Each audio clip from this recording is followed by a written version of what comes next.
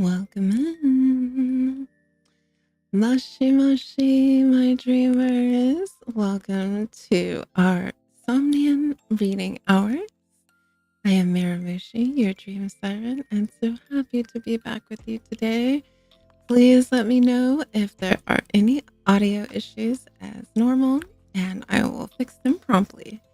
Nice melody music. Good morning, my dear. How are you?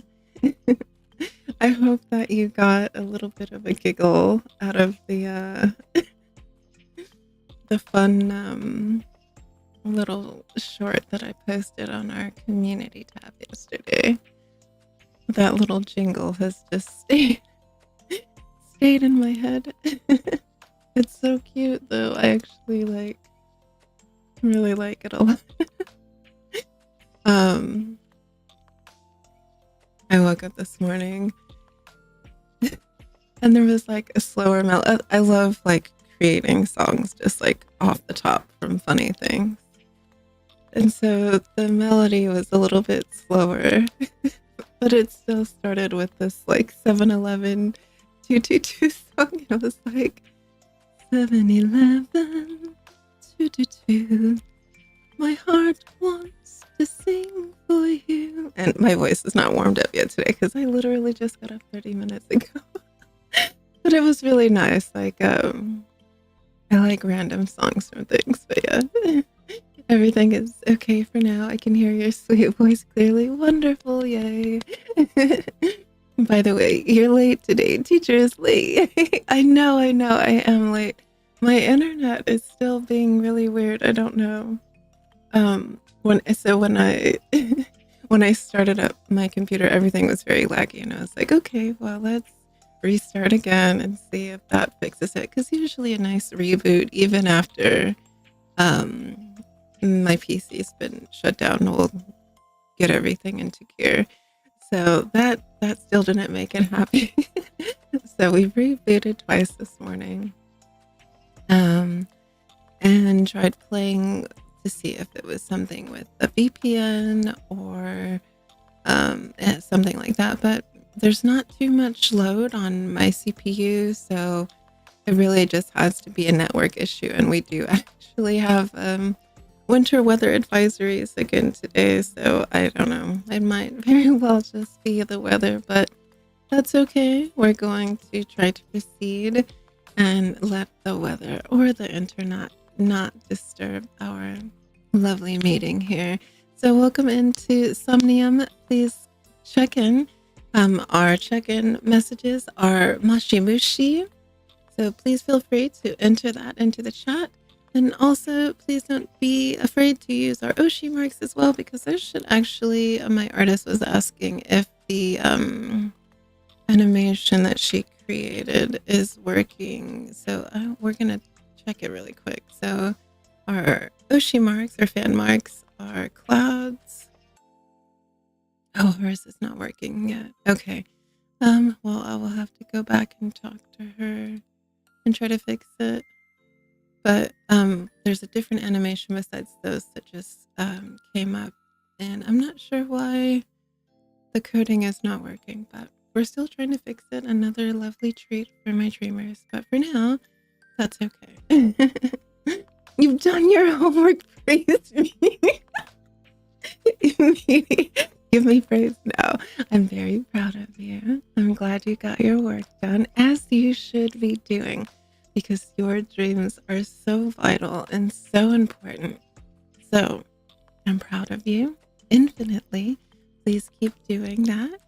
Keep moving forward and striving to get to your goals so that we can celebrate you at each and every step. And I suppose I will give you a congratulatory forehead kiss for getting your work done as well. So, thank you. Wow, I'll use that too.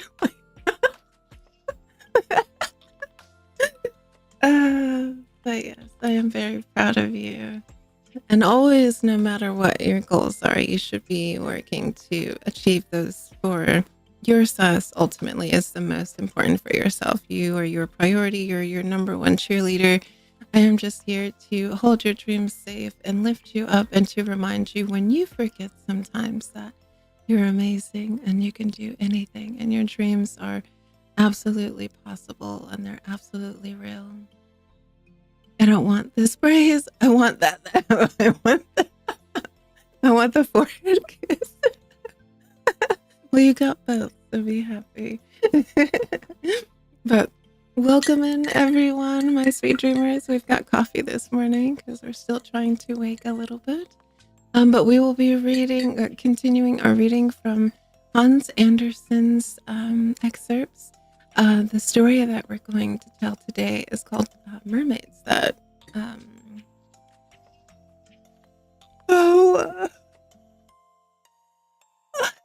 was in that last collection, that we were reading from stories from Hans Andersen. But this story is called The Mermaid. And so we're going to pick up with that today. We left off with finishing, not the Snow Queen. We just finished the Snow Queen. We finished what before? The Garden of Paradise. And I really, really liked that one. So if you have not been able to catch up with our readings, please see our one singular playlist that we have. And it has every reading that we have. I'm going to try next stream that we have reading, so next week, to do something fancy with some of the new, how would you say it? Some of the new programs that I use in Chuu. They have so many fun retro-looking appeals, so I thought we could do like a retro vibe sort of look for the stream, maybe making it look a little like 90s anime-ish. I really love adding a little bit of fun to our graphic scene because it's something different every time. It gives you something to look forward to and keeps the excitement there. So yeah, sorry I couldn't have my dinner in time, so may I have you to give me some time, please? I'll come back quickly. Please don't rush your food. Go ahead and have dinner. Enjoy. I always like to think of dinner as like a sacred time. So please take your time eating, and our readings will be slow and gentle. So we'll be here when you get back. Don't worry. But please go enjoy your food. Itadakimasu. You're very welcome. And I will see, before we start Mermaid, I'll see if I can find an actual short story to read from our other book, because this one is I believe a longer reading. So let me grab my other book.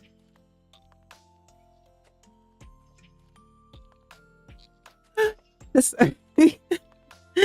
I'm still sleepy.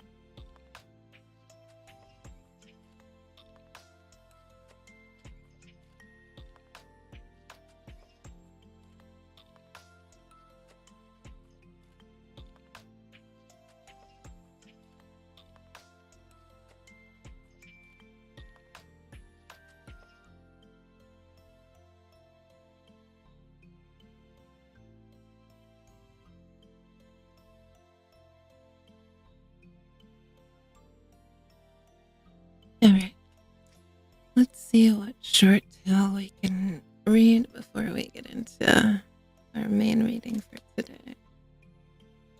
Where did we even leave off with the Grimm's Complete Fairy Tales? I'm trying to remember. I had gone back to look at some of our other readings. And really liked some of the tales from here. They're so funny and really cute. They tend to be a little dark if you're not familiar with some of the Grimm's fairy tale readings. They can be a little dark, but I think they all always have like a good moral of the story, so to speak.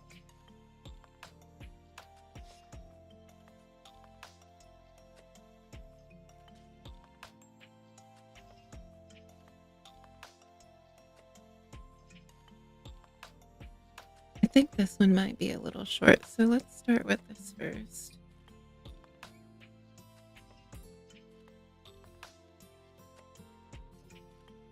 If you have not been here before for our readings, or if this is a return after some time, please remember that I really love for you all to be as comfortable as possible when we're reading.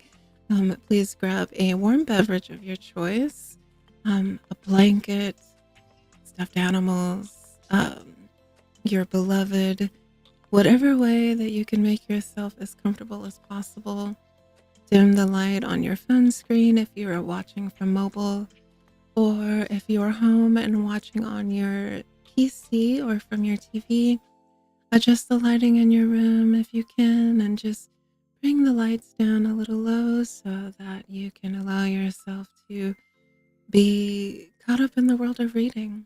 Allow your imagination to just go where it wants with the visuals while the stories are being read. And yeah, this is an absolute time to relax. If you fall asleep, we welcome that as well. And thank you for being here for our dreamy reading streams. Our reading streams are probably my most favorite part of our visits here in Somnium. So if I could read every day to you, I would, but there are not as many as books as I would like that you can just read because of copyright. So if you have a book that you would like me to read, please send a message in Marshmallow. If there's a translation for it from wherever you're from and I can find it and read it, I will happily read it. Just make sure that it is free to be read without breaking any copyright laws. So for here in the United States, I have to double check just a moment, because that is the quickest example that I can provide to you.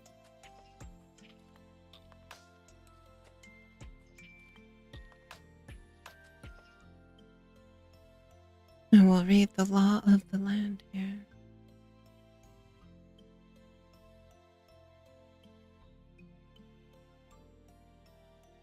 So if your book is not public domain, it means that you are using someone's intellectual property without their consent, and that is illegal if you're profiting off of it.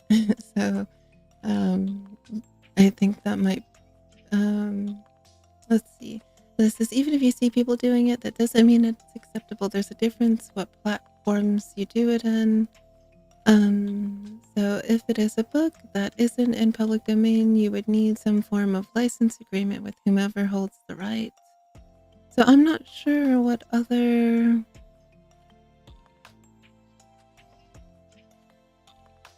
laws in varying locations around the world. So please be mindful of that wherever you are.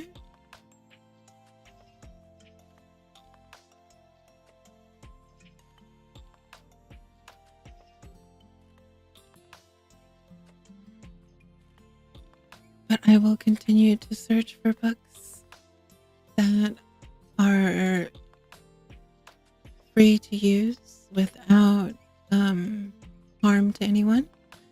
I just found this website, which they are all public domain books. And this is to share as well for anyone who just really enjoys books. They have reading and audible books. So if there is a book here that you feel like you would enjoy, please send it to me and I'd be happy to read it for you here. So yeah, check those out. There's tons and tons of books there.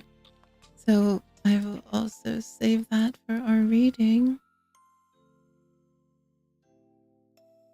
And we'll just go through the list, and hopefully if there's anything in there that you all like, I'd be happy to read it for you. So yeah, check out LibriVox. And if there's any public domain books that you find that you want here on our cozy reading hours. Sorry. Why am I yawning so much? I actually had such a cozy sleep. I didn't want to did not want to arise this morning, but it was very comfortable. But yeah, check out the website and let me know if there's anything in there that may be fascinating for you to hear or something that you might just enjoy in general.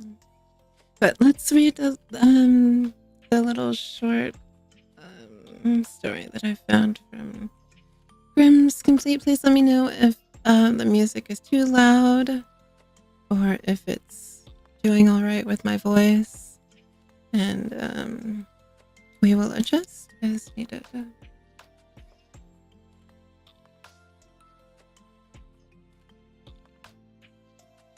All right, so again, we're going to be reading from Grimm's Complete Fairy Tales, and this is the Robber Bridegroom. I have not read through all of these. This book is about 700 pages long. So if I come up on a story and it becomes a little scary, sorry, oh my gosh. I'm probably making everyone extra sleepy already. Please be mindful that grim stories are kind of grim sometimes. So, don't be taken too aback. Their stories are the one you want to keep your head on a swivel for, because you just don't know how it's gonna end up going down in the story. So yeah, the Rubber Bridegroom. I also wonder if the pacing of our music is gonna be too excitable. We might have to go back to one of the other ones. I picked this one because I felt like it was slow enough. But our second new background music that we received might be a little bit slower, but I'm still debating on which one I like. I love them all, but for reading, I think sometimes it might be a little difficult to find the right beat.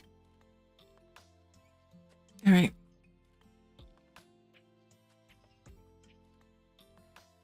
There was once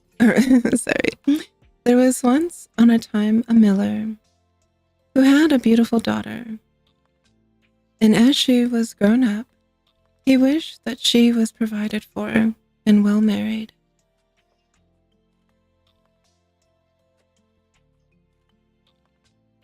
He thought, if any good suitor comes and asks for her, I will give her to him. Not long afterwards, a suitor came, who appeared to be very rich, and as the miller had no fault to find with him, he promised his daughter to him.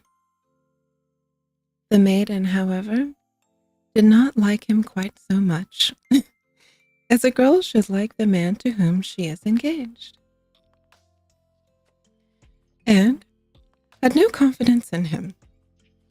Whenever she saw or thought of him, she felt a secret horror. Once he said to her, "Thou art my betrothed, and yet thou hast never once paid me a visit." The maiden replied, "I know not where thou housest." Then said the bridegroom, "My house is out there in the dark forest." She tried to excuse herself and said that she could not find the way there. The bridegroom said, "Next Sunday, thou must come out there to me. I have already invited the guest, and I will strew ashes in order that thou mayest find thy way through the forest." When Sunday came, and the maiden had to set out on her way, she became very uneasy. She herself knew not exactly why, and to mark her way, she filled both her pockets full of peas and lentils. Ashes were strewn at the entrance of the forest, and these she followed, but at every step she threw a couple of peas on the ground. She walked almost the whole day until she reached the middle of the forest. where it was the darkest, and there stood a solitary house, which she did not like, for it looked so dark and dismal. She went inside, but no one was within, and the most absolute stillness reigned. Suddenly, a voice cried, turn back, young maiden dear. 'Tis a murderer's house you enter here." The maiden looked up and saw that the voice came from a bird, which was hanging in a cage on the wall. Again it cried, turn back, young maiden dear. 'Tis a murderer's house you enter here." Then the young maiden went on farther from one room to another, and walked through the whole house, but it was entirely empty, and not one human being was to be found. At last, she came to the cellar, and there sat an extremely aged woman, whose head shook constantly.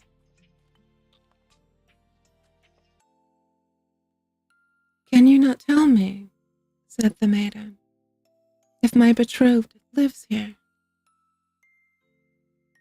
"Alas, poor child," replied the old woman, "whither hast thou come?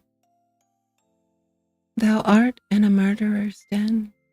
Thou thinkest thou art a bride soon to be married, but thou wilt keep thy wedding with death. Look, I have been forced to put a great kettle on there, with water in it, and when they have 3 in their power, they will cut thee to pieces without mercy, will cook thee and eat thee, for they are eaters of human flesh. If I do not have compassion on thee and save thee, thou art lost." Thereupon the old woman led her behind a great hogshead where she could not be seen. "Be as still as a mouse," she said. "Do not make a sound or move, or all will be over with thee."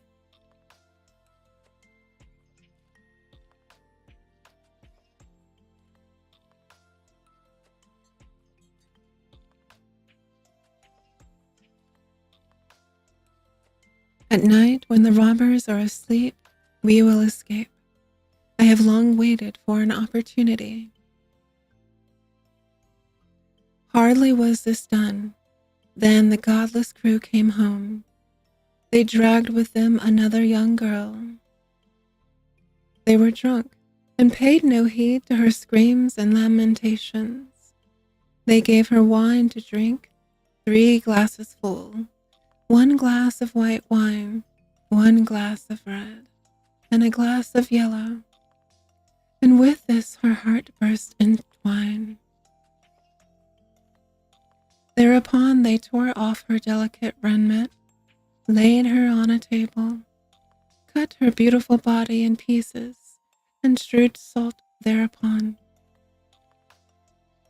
The poor bride behind the cask trembled and shook, for she saw right well what fate the robbers had destined for her. One of them noticed a gold ring on the little finger of the murdered girl, and as it would not come off at once, he took an axe and cut the finger off, but it sprang up in the air, away over the cask, and fell straight into the bride's bosom. The robber took a candle and wanted to look for it, but could not find it. Then another of them said, "Hast thou looked behind the great hogshead?" But the old woman cried, "Come and get something to eat, and leave off looking till the morning. The finger won't run away without you." Then the robber said, "The old woman is right. and gave up their search and sat down to eat. And the old woman poured a sleeping draught into their wine, so that they soon lay down in the cellar and slept and snored.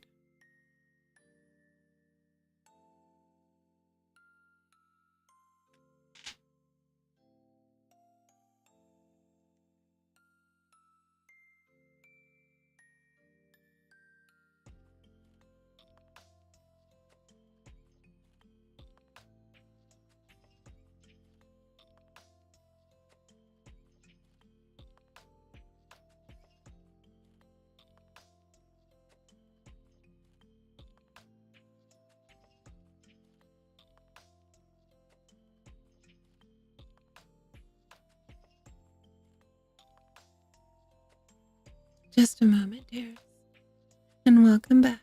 The link is to books for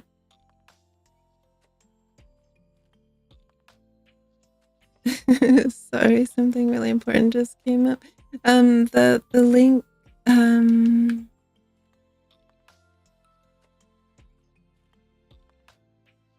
sorry.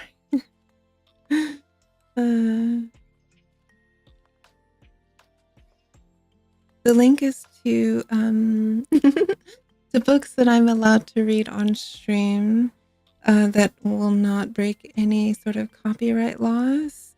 So I listed the link to be able to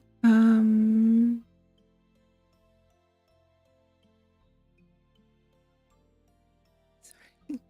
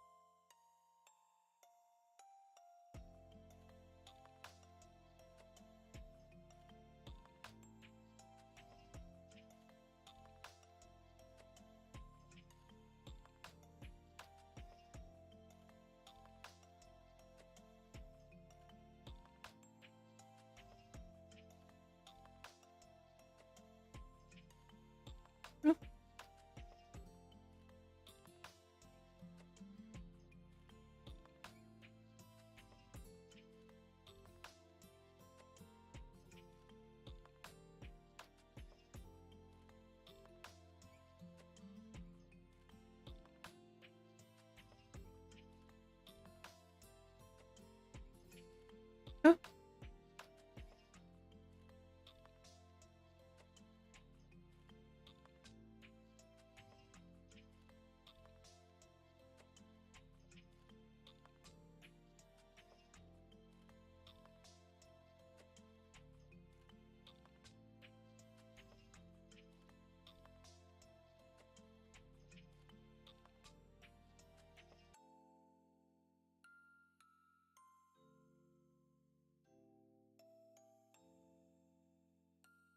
Okay, sorry about that. I was lost. No, I got a really important question, and I needed to respond to it. So thank you for being patient with me. I'm sorry. But yes, the website is to books that are safe to read, that do not break any intellectual property or copyright laws. So I posted the link if they're to to post for anyone who had a specific type of book that they might want read, that they could thank you, sorry, so that they could send it in a marshmallow, and I would be happy to read those.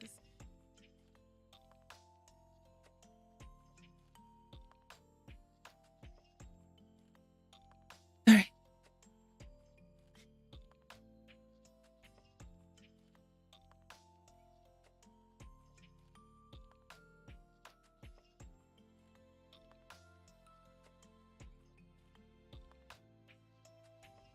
All right. Then the robber said, "The old woman is right," and gave up their search and sat down to eat. And the old woman poured a sleeping draught into their wine, so that they soon lay down in the cellar and slept and snored. When the bride heard that, she came out from behind the hogshead and had to step over the sleepers, for they lay in rows on the ground, and great was her horror, lest she should awaken one of them. But God helped her, and she got safely over. The old woman went up with her, opened the doors, and they hurried out of the murderer's den with all the speed in their power. The wind had blown away the strewn ashes, but the peas and lentils had sprouted and grown up, and shown them the way in the moonlight. They walked the whole night, until in the morning they arrived at the mill, and then the maiden told her father everything exactly as it had happened. When the day came, when the wedding was to be celebrated, the bridegroom appeared, and the miller had invited all in his relations and friends. As they sat at the table, each was bidden to relate something. The bride sat still and said nothing. Then said the bridegroom to the bride, "Come, my darling, dost thou know nothing? Relate something to us, like the rest." She replied, "Then I will relate a dream. I was walking alone through a wood, and at last I came to a house in which no living soul was, but on the wall there was a bird in a cage which cried, 'Turn back, young maiden dear, 'tis a murderer's house, you enter here.' And this it cried once more, 'My darling, I only dreamt this.' Then I went through all the rooms, and they were all empty, and there was something so horrible about them. At last I went down into the cellar, and there sat a very, very old woman, whose head shook. I asked her, 'Does my bridegroom live in this house?' She answered, 'Alas, poor child, thou hast got into a murderer's den.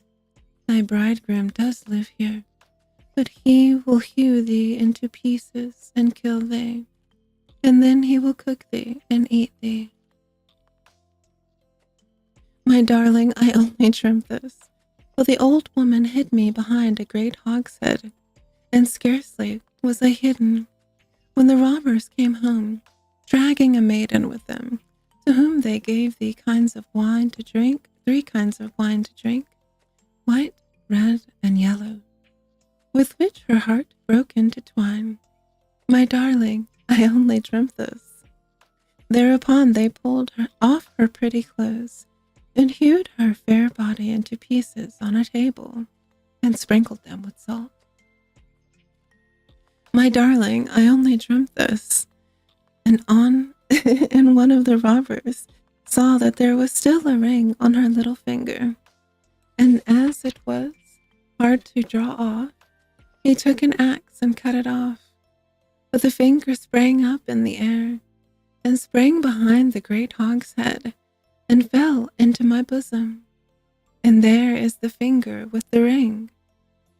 And with these words she drew it forth, and showed it to those present. It is said.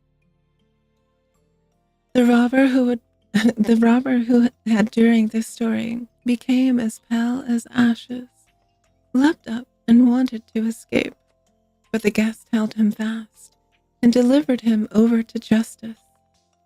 Then he and his whole troop were executed for their infamous deeds. The end. So the thing that I was saying about some of the Grimm's fairy tales, and as well as Hans Andersen's, I think too, there are some of their stories that are very gruesome, but they all usually have a very good life lesson or moral at the end. So I still think that they're good to read.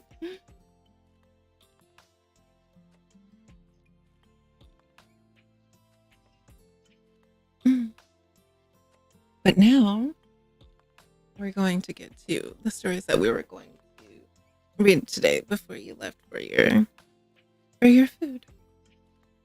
We're actually almost at our hour mark, so before we start, because our reading can be a little long, we're just going to take a little catch-up break. And I'll finish some of my yogurt as well, and finish some of my coffee, and wait to see if there's any messages that I need to get back to with regards to that important message that I received, and then we'll begin. So, how was your breakfast, dear? I can hear ting ting sounds. It's soothing too. Is the music up loud enough? Or if I wonder if I need to. Okay. I want the music to be able to be heard very clearly, so I hope that it's nice. And then our other background sound that I was thinking to ask if my dreamers like rain sounds or fireplace sounds. We do have a fireplace background sound that I sometimes play with reading. But if you like soothing rain sounds, let me know and I'll put those on when we read as well. You like the sound? Ting, ting, ting.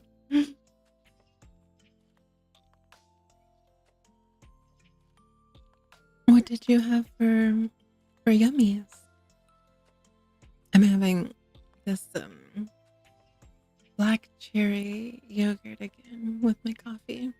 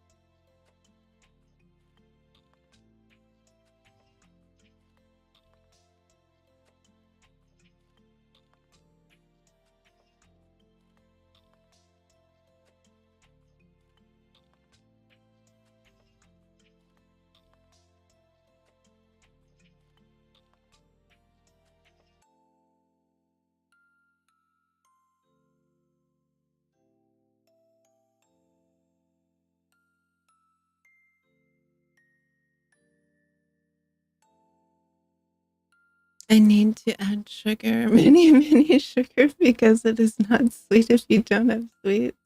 The calming melody.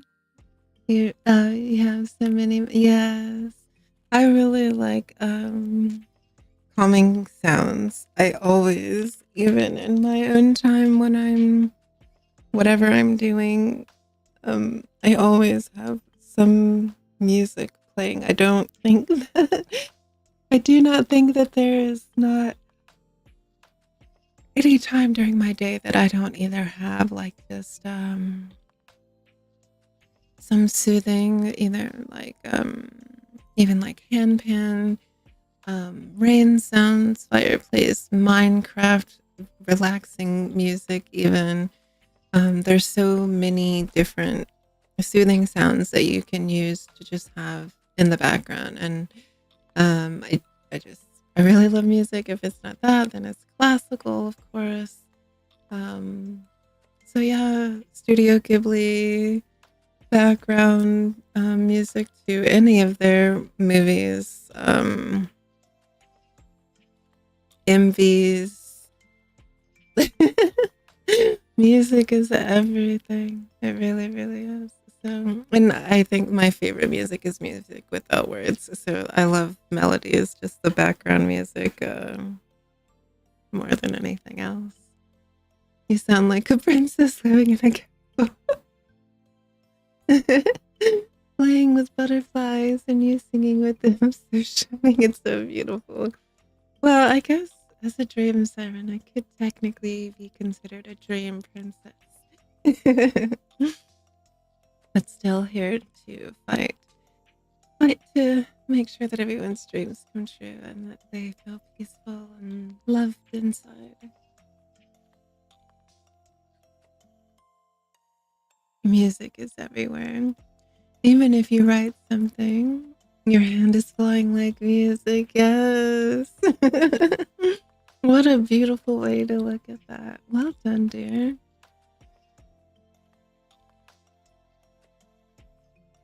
That's very cozy indeed.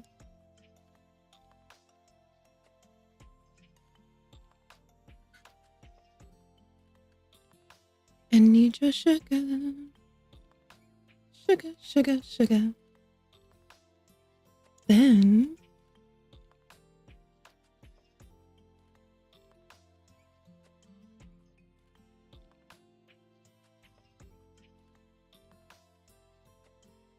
my praise, Smitchy. Welcome, Smitchy. I feel like you miss your welcome, Smitchies. Although I did not do our introductory welcome, Alrighty, Smitchy to begin with, so I do apologize. But here is your welcome return, Smitch. Mm-hmm. I hope that your food was good. Don't add too much sugar. It's not good for your health. I don't usually add a lot of sugar to my food. Like even with my teas, I don't add sugar to my tea. I just drink the tea as is. I do add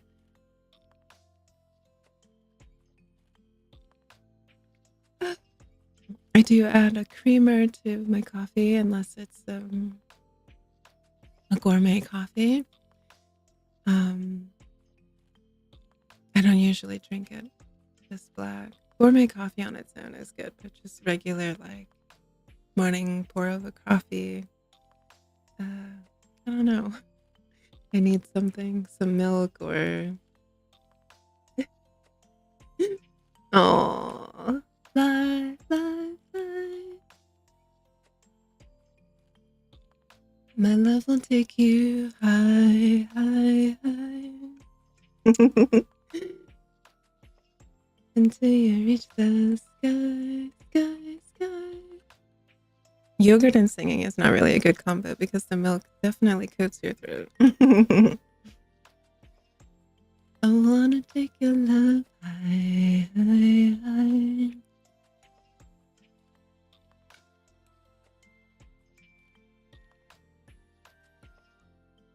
Okay, let's see. Another couple of minutes and then we'll go ahead and do our break right before our hour mark so that way when we come back it'll be time to start and we will be on time for our break as well. If you are new to Somnium, We always try to take our breaks because it's very important to try to stay healthy and get up and stretch your body and go to the bathroom or eat. Tend to yourself. Being conscious is really important to keeping a healthy body, mind, and spirit. And even more so when it comes to being able to attain your dreams, being conscious in everything that you do and how you move in the world so that you are aligned with your best self. You have a really sweet singing voice. You're truly gorgeous. Thank you, dear. You're so sweet. Yes, break is important. We can talk so much while taking a break. Yes. Well, when you take your break, you should be getting up from your computer or from your sitting place. Yes, that means you have to come uncozy just a little bit. But even if that means you just stretch in place, rotate your shoulders and your neck, add a little bit more warm water to your cup if you just like to sip on warm beverage. I'll say something funny when we're on break, okay? I did really funny, did you? You make me giggle quite a bit, so my cheeks were giving you all their praise from how sore they were. So I do like a good giggle. I appreciate laughter very much. It's very important to laugh, to smile.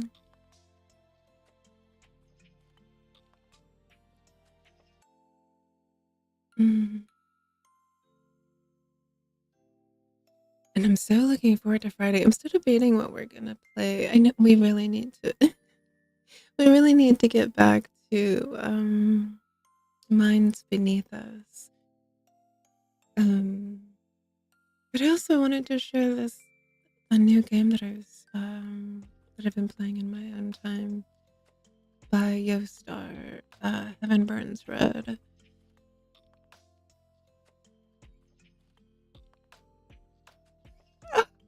But I think we're gonna try to finish Minds Beneath Us. I say finish, but I don't know exactly where we are even in this story. Yes. As your first streamer, it is my responsibility to treasure your smile, to make you laugh and happy. You don't have to try to make me happy. I'm already happy being here. Your company is what makes me happy, and anything other that comes from that is really like a shooting star or the cherry on top of the cake. Um, so it is my dream come true that my dreamers are absolutely fantastic and lovely beings. That they are just deeply considerate and they love to laugh and smile and share in deep and meaningful moments, and that they're striving and working towards dreams, and that they have dreams, and that they feel encouraged about what they want to obtain in life. Those things are really, really special to me. And for anyone who may be having moments where they don't know what their dream is, they don't know what they want to strive towards in life, and they may feel a little lost, that's okay too. You can start with little daily dreams, like dreaming of a cozy meal or dreaming of having a cozy reading stream, right? The more that you create these attainable moments by starting small, it makes it easier when you build up to big, magnificent dreams. It takes away some of the scary. This means the world to. Oh, no, there's no need to try. I'm always the funniest. I appreciate you so much. All right, let's go ahead and start our break for about 5 minutes. Please make sure that you get up, stretch your body, get more tea, and then come back and get nestled in your cozy way, whatever, however you were positioned before, because we're going to start the mermaid. So for readings, if I I don't give immediate attention to messages, but I will get to them when we get to a stopping part, just to not break up the flow of the story. So yeah, Please don't feel discouraged if I do not get to your message right away. Um, I will get to it when we have a nice cozy moment. But we want our reading, especially for those who are here specifically just for reading, that they can listen to it through the story and fall asleep without any disruption. But I'm hoping that even just our voice and how softly we speak and the music will not be disruptive if you're coming back to listen to the VOD later. Hey, we're going to take our 5-minute break. Okay, this one doesn't count as a break. This is our official first break for the first hour of the stream. So, and we've also switched over our music. So please enjoy that now as well too, and stay cozy. And we will be right back. Thank you, my dreamers, for being here. You're so very appreciated. Enjoy your break. I'll see you in a moment.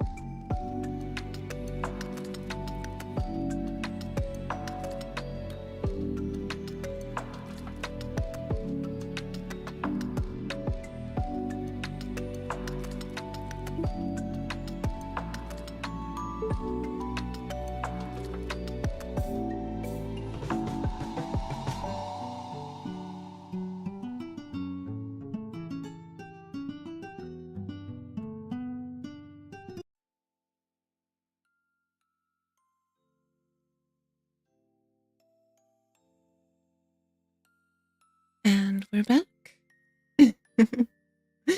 Tadaima. Are we ready? Does everyone have their warm beverages? Are we re-cozied? Are we comfortable? This one is for phrasing. I still have other before going to rest. Yes, we still have our ending stream, gentle forehead kisses to lead everyone into a gentle sleep. Why cry? Don't cry.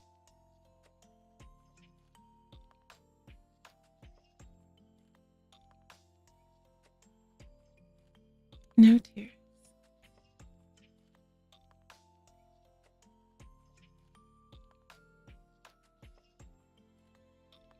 All right.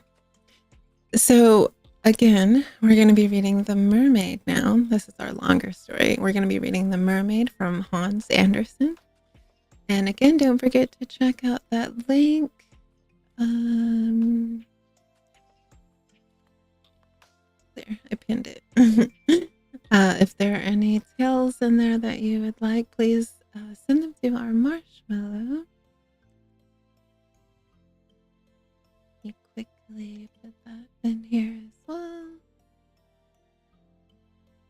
All of these can be found on our cozy page here.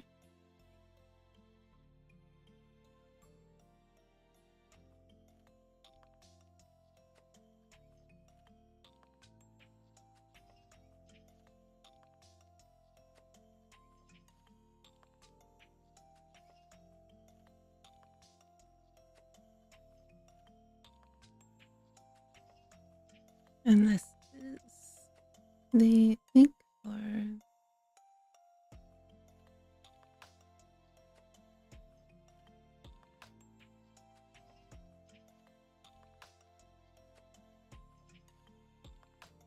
our marshmallow.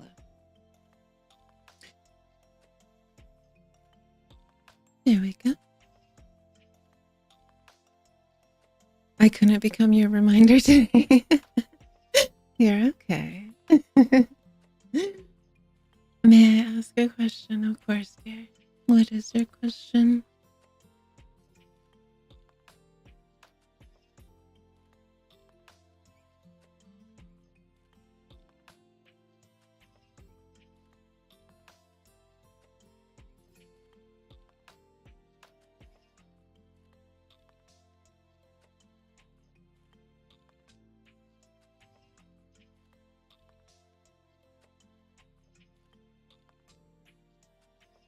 When you'll officially debut. So I I think I talked about this before. So we're not gonna do like an official debut. We're gonna do more of just like a big thank you stream, which is going to go through a lot of the main art and graphics that we've completed. We're going to go through our entire lore story. So it is going to be kind of like a debut, but the majority of it is going to be just like really a big thank you to my artist, to my VTuber mama and papa. So that's gonna, so I'm still waiting for our chibi to be completed, and my VTuber mama for this model actually just finished one of our art pieces, which I'm like super happy about. She's so sweet, and I'll show just a quick look see because it's not finished yet. It's gonna be the art that she created for me is gonna be actually animated, and it's like I'm just really happy with the work. She's an amazing artist. So I'm gonna just drop this really quickly here. Oh,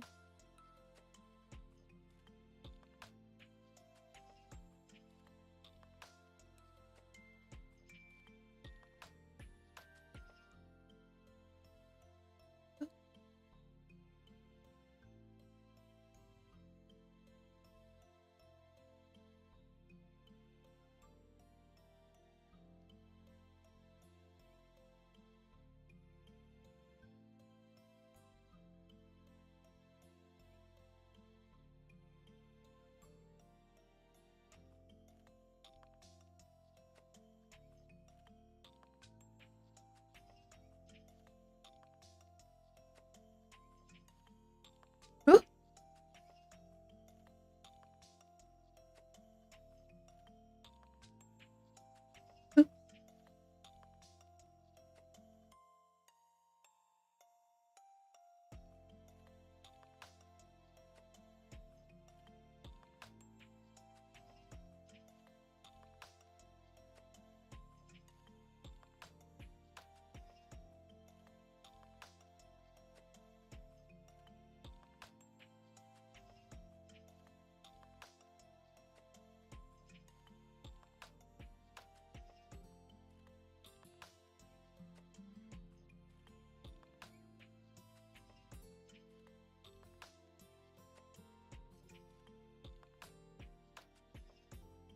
So this is the new art that we have in. And it's so cozy. It's very sweet. So can you see this animated? With all of the beautiful night lights and everything. She did an amazing job.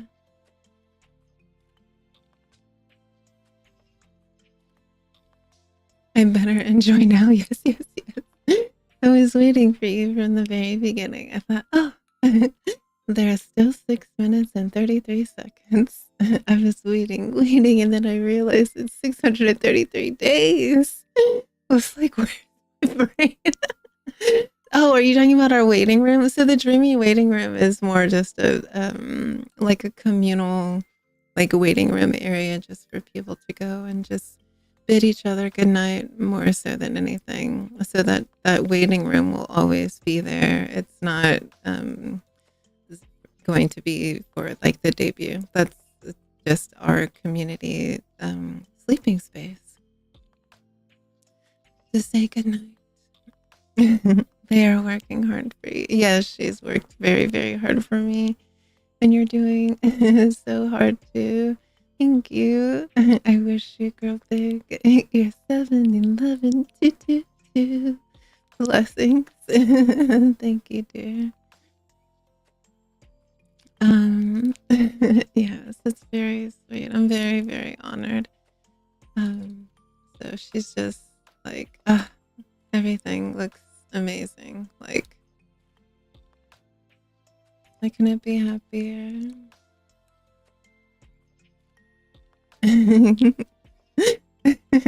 I don't have the words. So, yes, we're very honored and very happy by that. But let us go ahead and start off our reading so that we can get into our story.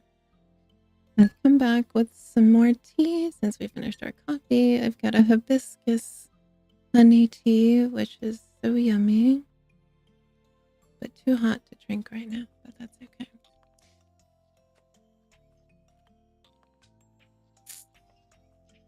All right, we need to look so I can do like a timestamp edit in the comments. So we're about hour and 25 minutes. Okay, so I need to put that in there. At the hour and 25 minute mark is when the other part of our reading starts. So. All right, if we have nothing further, let's start, right? Picture perfect. All things are so good. Thank you, dear. All right, again, we're going to start The Mermaid by Hans Andersen. Please sit back, relax, get cozy, and enjoy. And thank you, as always, for being here. You are so appreciated. Your Dream Siren really adores you. All right. Now I want to talk more. Not today. We'll talk more at the end, but let's go ahead and start our reading. It's a talking day. No, we'll have more talking on Friday, though. We'll have a little bit of a short satsu before we start game time Friday. So please bring your questions or send them in.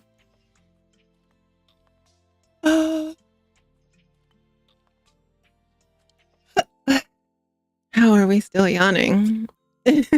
Then go like bullet trains.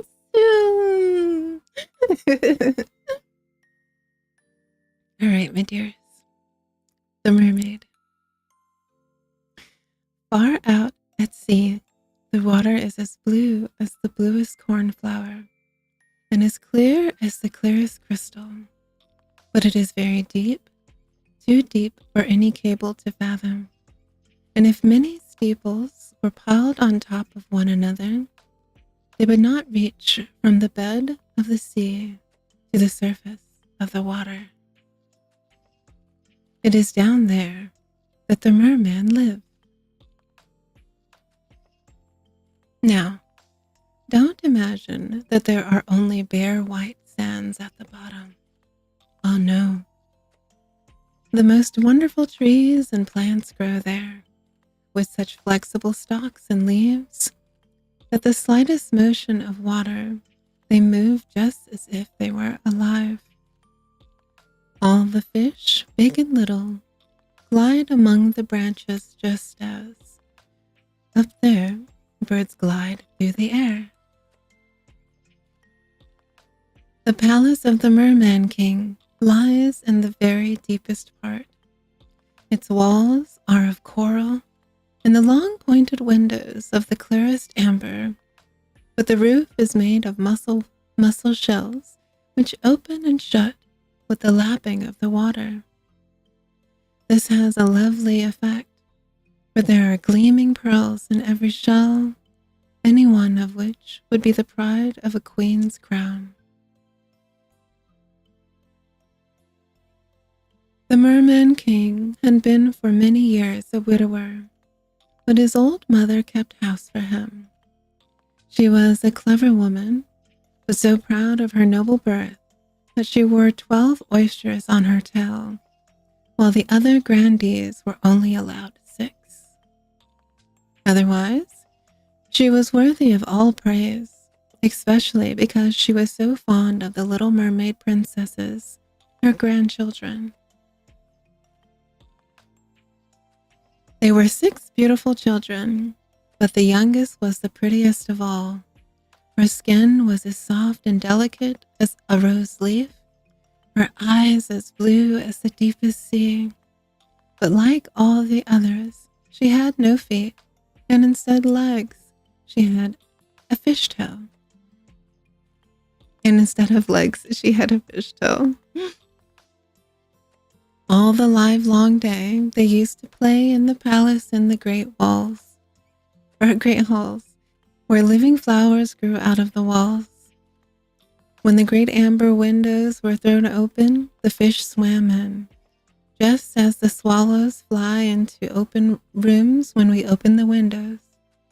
But the fish swam up right to the little princesses, ate out of their hands, and allowed themselves to be patted. Outside the palace was a large garden with fiery red and deep blue trees, the fruit of which shone like gold, while the flowers glowed like fire on their ceaselessly waving stalks. The ground was of the finest sand, but it was of a blue fluorescent tint. Everything was bathed in a wondrous blue light down there. You might more readily have supposed yourself to be high up in the air, but with only the sky above and below you, than that you were at the bottom of the ocean. In a dead calm, you would just catch bad turning spot. You would just catch a glimpse of the sun like a purple flower, with a stream of light radiating from its calyx. Each little princess had her own little plot of garden, where she could dig and plant just as she liked. One made her flower bed in the shape of a whale. Another thought it nice to have hers like a little mermaid.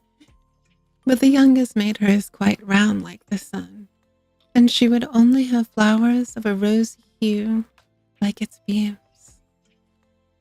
She was a curious child, quiet and thoughtful, and while the other sisters decked out their gardens with all kinds of extraordinary objects, which they got from wrecks, she would have nothing besides the rosy flowers, like the sun up above, except a statue of a beautiful boy.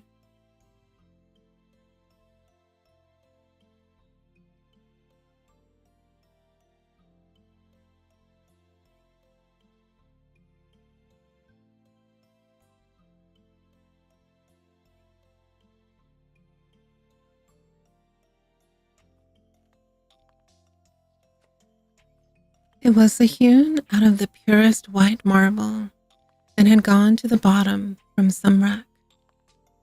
For the statue, she planted a rosy red weeping willow, which grew splendidly, and the fresh, delicate branches hung round and over it, till they almost touched the blue sand, where the shadows showed violet, and were ever moving like the branches.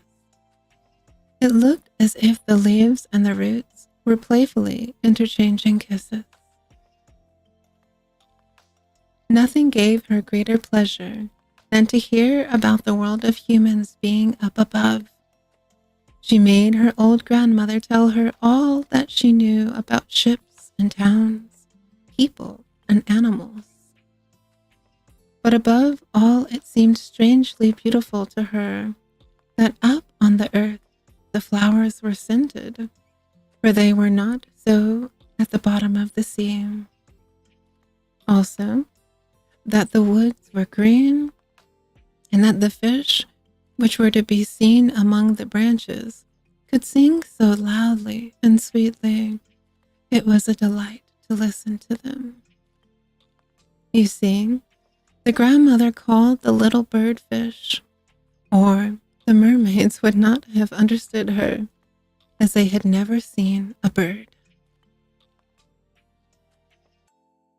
When you are 15, said the grandmother, you will be allowed to rise up from the sea and sit on the rocks in the moonlight and look at the big ships sailing by, and you will also see woods and towns. One of the sisters would be 15 in the following year, but the others, well, they were each 1 year younger than the other, so that the youngest had 5 whole years to wait before she would be allowed to come up from the bottom, to see what things were like on earth. But each one promised the other to give a full account of all that she had seen, and found most wonderful on the first day. Their grandmother could never tell them enough, for there were so many things about which they wanted information. None of them were so full of longing as the youngest, the very one which had the longest time to wait, and who was so quiet and dreamy. Many a night she stood by the open windows and looked up through the dark blue water, which the fish were lashing with their tails and fins. She could see the moon and the stars. It is true, their light was pale, but they looked much bigger through the water than they do to our eyes. When she saw a dark shadow glide between hers and them, she knew that it was either a whale swimming above her, or else a ship laden with human beings. I am certain they never dreamt that a lovely little mermaid was standing down below, stretching up with her little white hands towards the keel. The eldest princess had now reached her 15th birthday, and was so to venture above the water. When she came back, she had hundreds of things to tell them. But the most delightful of all, she said, was to lie in the moonlight on a sandbank in a calm sea, and to gaze at the large towns close to the shore, where the lights twinkled like hundreds of stars, to listen to the music and the noise and the bustle of carriages and people, to see the many church towers and spires, and to hear the bells ringing. And just because she could not go on shore, she longed for that most of all. Oh, how eagerly the younger sister listened, and when later in the evening she stood at the open window and looked up through the dark blue water, she thought of the big town with all its noises and bustle, and fancied that she could even hear the church bells ringing. The year after, the second sister was allowed to mount up through the water and swim about wherever she liked. The sun was just going down when she reached the surface, the most beautiful sight, she thought, that she had ever seen. The whole sky had looked like gold, she said, and as for the clouds, well, their beauty was beyond description.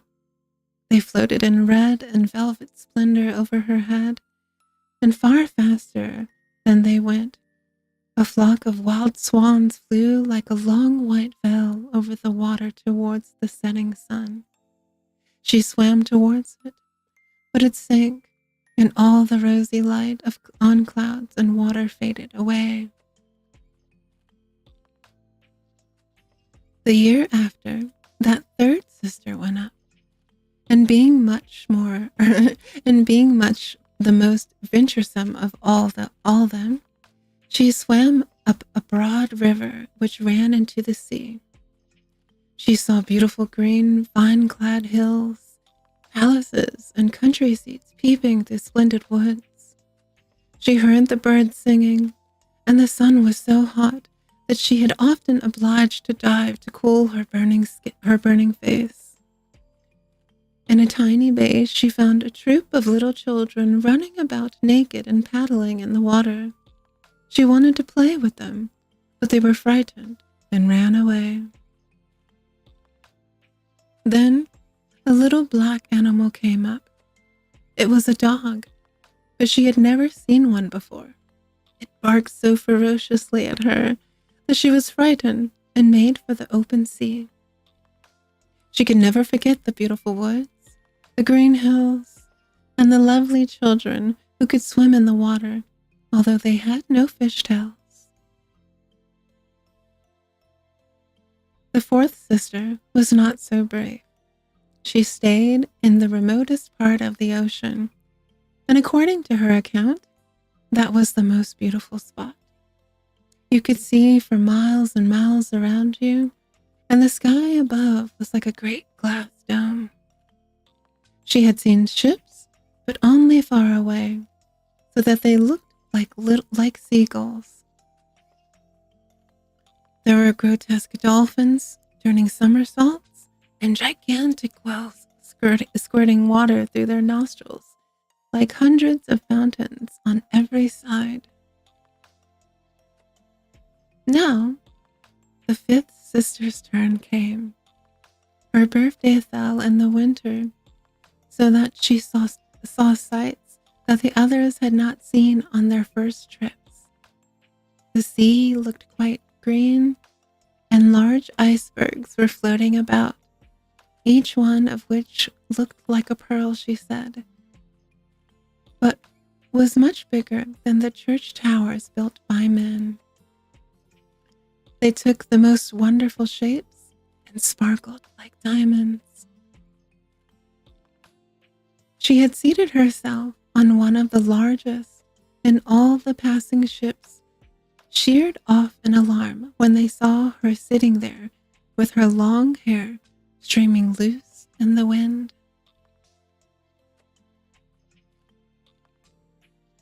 In the evening, the sky became overcast with dark clouds. It thundered and lightninged, and the huge icebergs glittered in the bright lightning, were lifted high in the air by the black waves.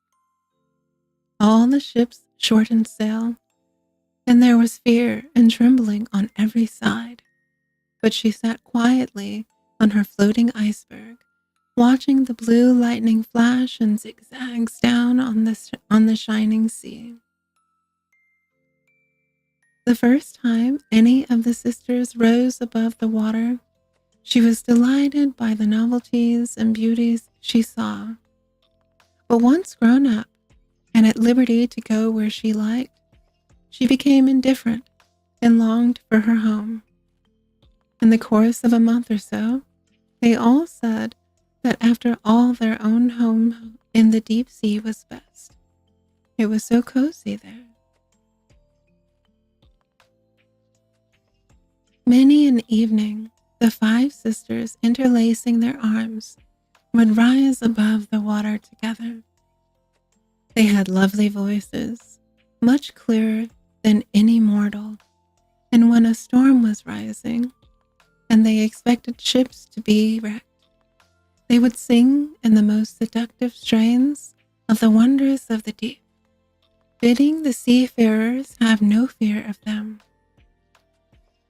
But the sailors could not understand the words. They thought it was the voice of the storm, nor could it be theirs to see this Elysium of the deep. For when the ship sank, they were drowned, and only reached the merman's palace in death. When the elder sisters rose up in this manner, arm in arm, in the evening, the youngest remained behind quite alone, looking after them as if she wept, but mermaids have no tears, and so they suffer all the more. Oh, if I were only 15, she said. I know how fond I shall be of the world above, and of the mortals who dwell there. At last, her 15th birthday came. Now, we shall have you off our hands, said her grandmother, the old Queen Dowager. Come now, let me adorn you like your other sisters. And she put a wreath of white lilies round her hair, but every petal of the flowers were half a pearl. Then the old queen had 8 oysters fixed on the princess's tail to show her high rank. But it hurts so, said the little mermaid. You must endure the pain for the sake of the finery, said the grandmother. But oh, how gladly would she have shaken off all this splendor and laid aside the heavy wreath. Her red flowers in her garden suited her much better, but she did not dare to make any alteration. Goodbye, she said, and mounted as lightly and as airily as a bubble through the water. The sun had just set when her head rose above the water, but the clouds were still lighted up with a rosy and golden splendor, and the evening stars sparkled in the soft pink sky. The air was mild and fresh, and the sea as calm as a millipond. A big 3-masted ship lay close by, with only a single sail set, for there was not a breath of wind, and the sailors were sitting about the rigging, on the cross trees, and at the masthead. There was music and singing on board, and as the evening closed and hundreds of galley-colored lanterns were lighted, they looked like the flags of all the nations waving in the air. The little mermaid swam right up to the cabin windows, and every time she was lifted by the swells, she could see through the transparent panes crowds of gaily dressed people. The handsomest of them all was the young prince with large dark eyes. He could not be much more than 16, and all these festivities were in honor of his birthday. The sailors danced on deck, and when the prince appeared among them, hundreds of rockets were let off, making it as light as day and frightening the little mermaid so much that she had to dive under the water. She soon ventured up again, and it was just as if all the stars of heaven were falling in showers round about her. She had never seen such magic fires. Great suns whirled around. Gorgeous firefish hung in the blue air, and all was reflected in the calm and glassy sea. It was so light on board the ship that every little rope could be seen, and the people still better. Oh, how handsome the prince was, how he laughed and smiled as he greeted his guests, while the music rang out in the quiet night. It got quite late, but the little princess could not take her eyes off the ship and the beautiful prince. The colored lanterns were put up, no more rockets were sent up, and the cannon had ceased its thunder. But deep down in the sea, there was a dull murmuring and moaning sound. Meanwhile, she was rocked up and down on the waves, so that she could look into the cabin. But the ship got more and more way on. Sail after sail was filled by the wind. The waves grew stronger. Great clouds gathered, and it lightened in the distance. Oh, there was going to be a fearful storm. and soon the sailors had to shorten sail. The great ship rocked and rolled as she dashed over the angry sea. The black waves rose like mountains, high enough to overwhelm her, but she dived in like a swan through them and rose again and again on their towering crest. The little mermaid thought it was most amusing race, but not so for the sailors. The ship creaked and groaned. The mighty timbers bulged and bent under the heavy blows. The water broke over the decks, snapping the main mast like a reed. She heeled over on her side, and the water rushed into the hold. Now, the little mermaid saw that they were in danger, and she had, for her own sake, to beware of the floating beams and wreckage. One moment, it was so pitch dark that she could not see at all. But when the lightning flashed, it became so light that she could see all on board. Every man was looking out for his own safety as best he could, but she was more particularly followed the young prince with her eyes. And when the ship went down, she saw him sink in the deep sea.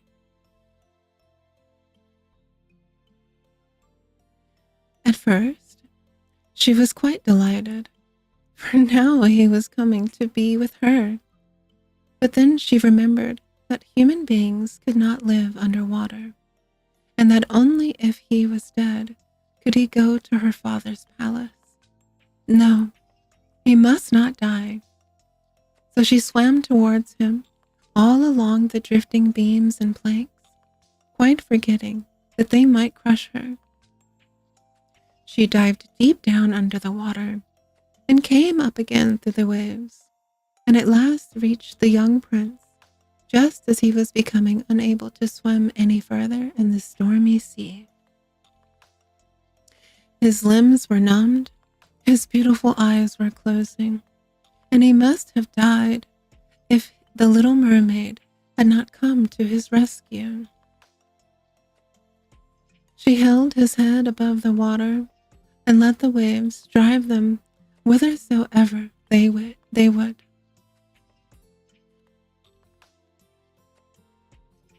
By daybreak, all the storm was over. Of the ship, not a trace was to be seen. The sun rose from the water in radiant brilliance, and his rosy beams seemed to cast a glow of life into the prince's cheeks, but his eyes remained closed. The mermaid kissed his fair and lofty brow and stroked back the dripping hair. It seemed to her that he was like the marble statue in her little garden. She kissed him again and longed that he might live.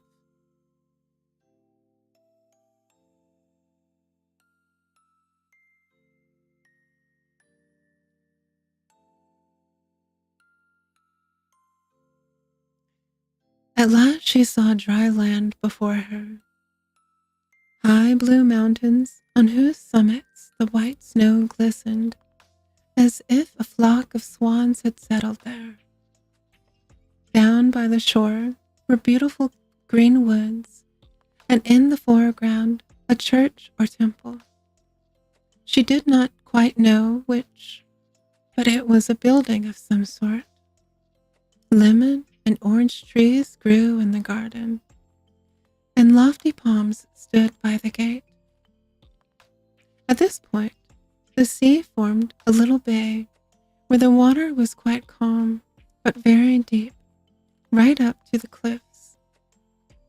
At their foot was a strip of fine white sand, to which she swam with the beautiful prince, and laid him down on it, taking great care that his head should rest high up in the warm sunshine. The bells now began to ring in the great white building, and a number of young maidens came into the garden.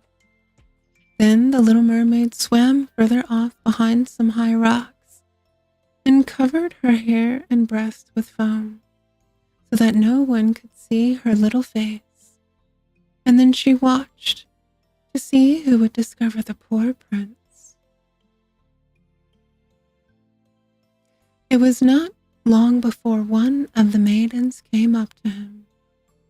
At first, she seemed quite frightened, but only for a moment, and then she fetched several others, and the mermaid saw that the prince was coming to life, and that he smiled at all those around him, but he never smiled at her.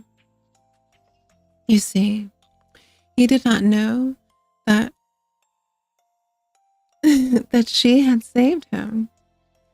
She felt so sad that when he was led away into the great building, she dived sorrowfully into the water and made her way home to her father's palace. Always silent and thoughtful, she became more so now than ever. Her sisters often asked her what she had seen on her first visit to the surface, but she never would tell them anything. Many an evening and many a morning, she would rise to the place where she had left the prince. She saw the fruit in the garden ripen and then gathered. She saw the snow melt. She saw the snow melt on the mountain tops, but she never saw the prince. So she always went home, still sadder than before.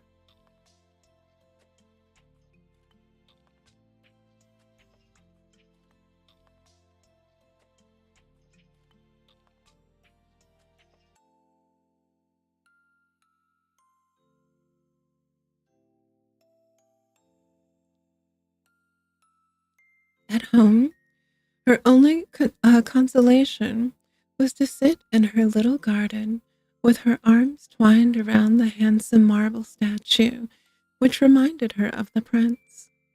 It was all in gloomy shade now, as she had ceased to tend her flowers, and the garden had become a neglected wilderness of long stalks and leaves entangled with the branches of the tree. At last, she could not bear it any longer, so she told one of her sisters, and from her, it soon spread to the others, but to no one else except to one or two other mermaids who only told their dearest friends.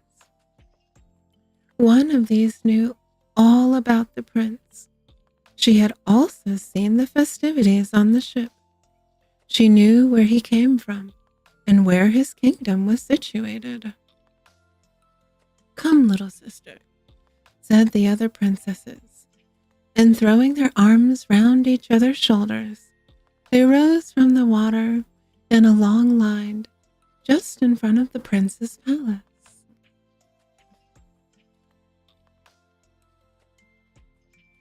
It was built of light yellow glistening stone and with great marble staircases, one of which led into the garden. Magnificent glided cupolas rose above the roof, and the spaces between the columns which encircled the building were filled with lifelike marble statues. Through the clear glass of the lofty windows, you could see gorgeous halls adorned with costly silken hangings, and the pictures on the walls were a sight worth seeing. In the midst of the central hall, a large fountain played, throwing its jets of spray upwards to a glass dome in the roof, through which the sunbeams lighted up the water and the beautiful plants which grew in the great basin.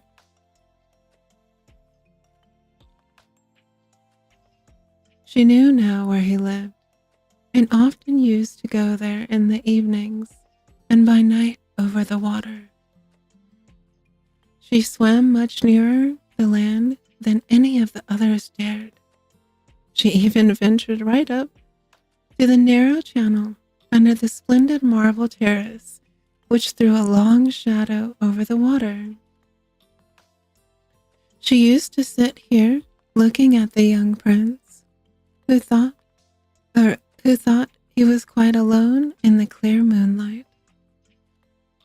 She saw him many an evening sailing about in his beautiful boat, with flags waving and music playing. She used to peep through the green rushes, and if the wind happened to catch her long, silvery veil, and anyone saw it, they only thought it was a swan flapping its wings. Many a night she heard the fishermen, who were fishing by torchlight, talking over the good deeds of the young prince, and she was happy to think that she had saved his life when he was drifting about on the waves, half dead, and she could not forget how closely his head had pressed against her breast, and how passionately she had kissed him. But he knew nothing of all this, and never saw her, even in his dreams.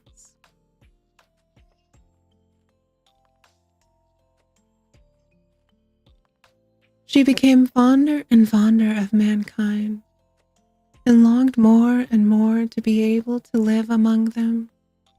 Their world seemed so infinitely bigger than hers.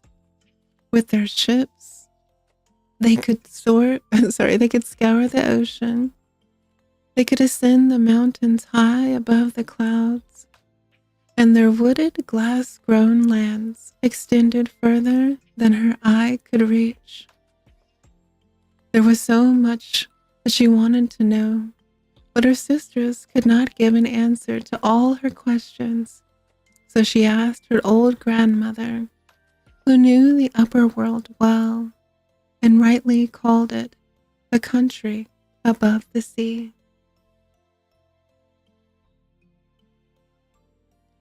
If men are not drowned, asked the little mermaid, do they live forever?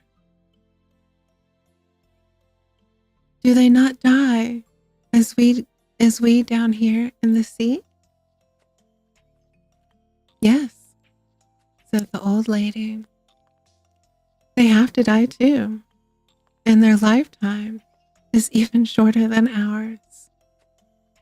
We may live here for 300 years, but when we cease to exist, we become mere foam on the waters and do not have so much as a grave among our dear ones. We have no immortal souls. We have no future life. We are just like the green seed weeds, which, once cut down, can never revive again.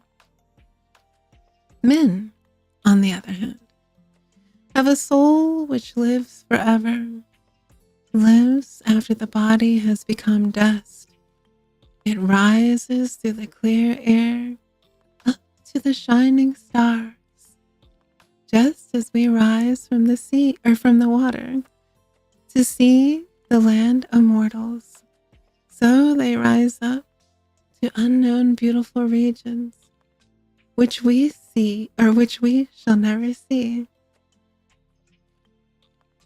Why have we no immortal soul? Asked the little mermaid sadly.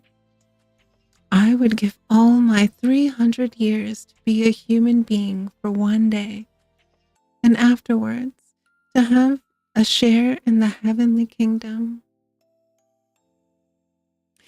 You must not be thinking about that, said the grandmother. We are much better off and happier than human beings. Then I shall have to die and to float as foam on the water, and never hear the music of the waves, or see beautiful flowers, or the red sun. Is there nothing I can do to gain an immortal soul? No, said the grandmother. only if a human being so loved you that you were more to him than father or mother, if all his thoughts and all his love were so centered in you that he could let the priest join your hand and would vow to be faithful to you here into all eternity, then your body would become infused with his soul. Thus, and only thus, could you gain a share into the felicity of mankind. He would give you a soul while yet keeping his own. But that can never happen. That which is your greatest beauty in the sea, your fish's tail, is thought hideous up on earth. So little do they understand about it. To be pretty there, you must have two clumsy supports, which they call legs. Then the mermaid sighed and looked sadly at her fish's tail. Let us be happy, said the grandmother. We will hop and skip during our 300 years of life. It is surely a long enough time. And after it is over, we shall rest all the better in our graves. There is to be a court ball tonight. This was a much more splendid affair than we ever have seen on earth. The walls and the ceilings of the great ballroom were of thick but transparent glass. Several hundreds of colossal mussel shells, rose red and green, or grass green, were ranged in order around the sides, holding blue lights, which illuminated the whole room and shone through the walls, so that the sea outside was quite lit up. You could see the countless fish, great and small, swimming towards the glass walls, some with shining scales of crimson hue, while others were golden and silvery. In the middle of the room was a broad stream of running water, and on this the mermaids and mermen danced to their own beautiful singing. No earthly being has such lovely voices. The little mermaid sang more sweetly than any of them, and they all applauded her. For a moment, she felt glad at heart, for she knew that she had the finest voice, either in the sea or on land. But she soon began to think again about the upper world. She could not forget the handsome prince, and all her sorrow is not possessing, like him, an immortal soul. Therefore, she stole out of her father's palace, and while all within was joy and merriment, she sat sadly in her little garden. Suddenly, she heard the sound of a horn through the water, and she thought, now he is out sailing up there, he whom I love more than father or mother, he to whom my thoughts cling, and to whose hand I am all ready to commit the happiness of my life. I will dare anything to win him and to gain an immortal soul. While my sisters are dancing in my father's palace, I will go to the sea witch, of whom I have always been very much afraid. She will perhaps be able to advise and help me.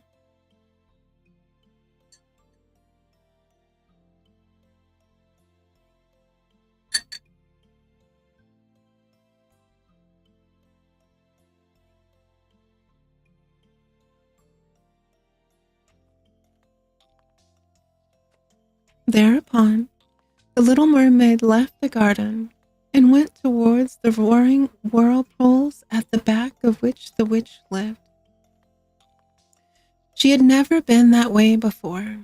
No flowers grew there, no seaweed, only the bare gray sands stretched towards the whirlpools, which like rushing mill wheels swirled around, dragging everything that came within reach down to the depths.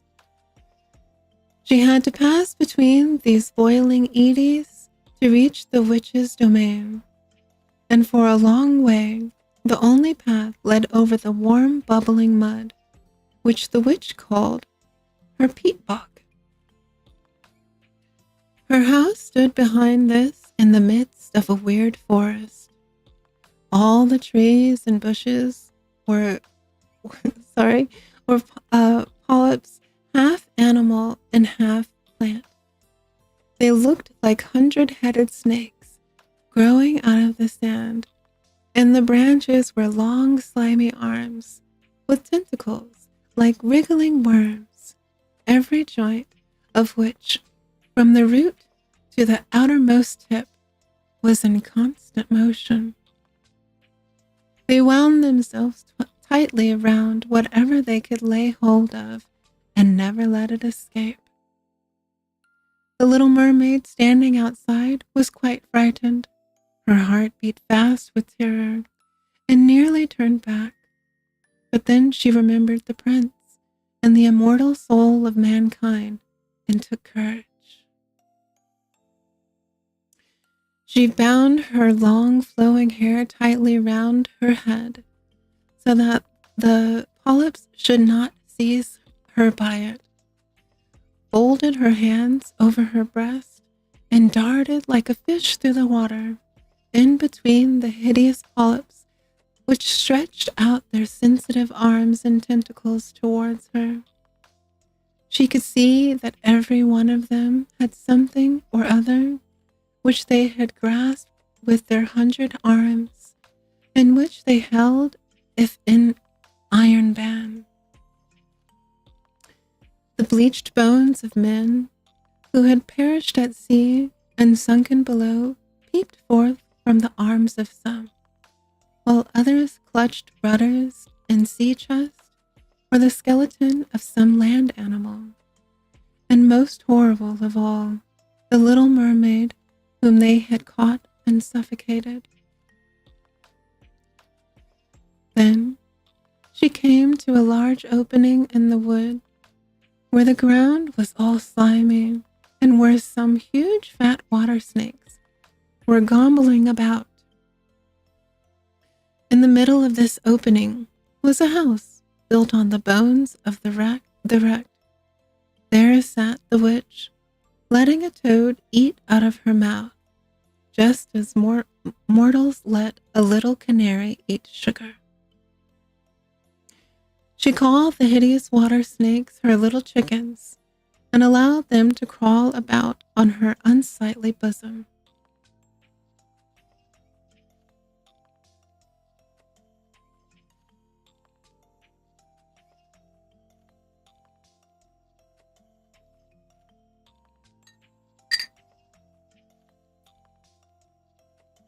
I know very well what you have come here for, said the witch. It is very foolish of you. All the same, you shall have your way, because it will lead you into misfortune, my fine princess. You want to get rid of your fish's tail, and instead to have two stumps to walk about upon like human beings, so that the young prince may fall in love with you, and that you may win him and an immortal soul.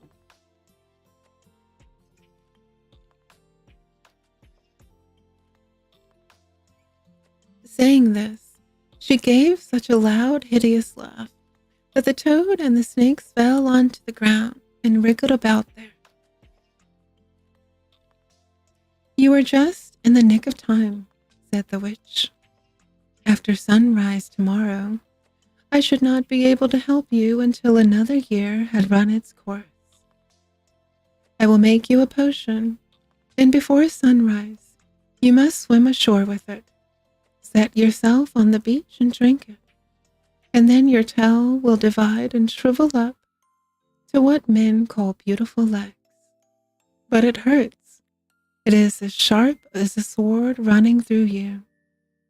All who see you will say that you are the most beautiful child of man they have ever seen. You will keep your gliding gait. No dancer will rival you, but every step you will take will be as if you were treading upon sharp knives, so sharp as to draw blood. If you are willing to suffer all this, I am ready to help you. Yes, said the little princess with a trembling voice, thinking of the prince and of winning an undying soul.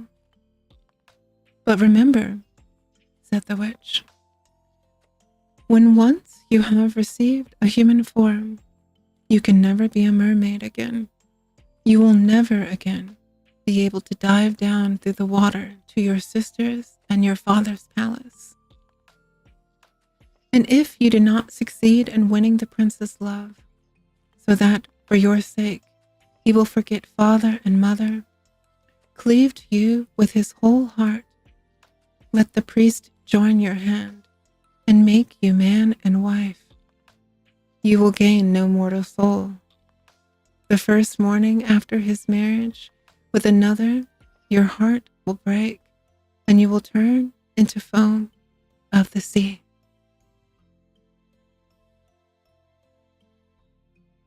I will do it, said the little mermaid, as pale as death. But you will, but you will have to pay me too, said the witch, and it is no trifle that I demand. You have the most beautiful voice of any at the bottom of the sea, and I dare say that you think you will fascinate him with it. But you must give me that voice. I will have the best you possess in return for my precious potion. I have to mingle my own blood with it, so as to make it as sharp as a two-edged sword. But if you take my voice, said the little mermaid, what have I left? Your beautiful form, said the witch, your gliding gait, and your speaking eyes. With these, you ought surely to be able to bewitch a human heart. Well, have you lost courage? Put out your little tongue, and I will cut it off in payment for the powerful draught.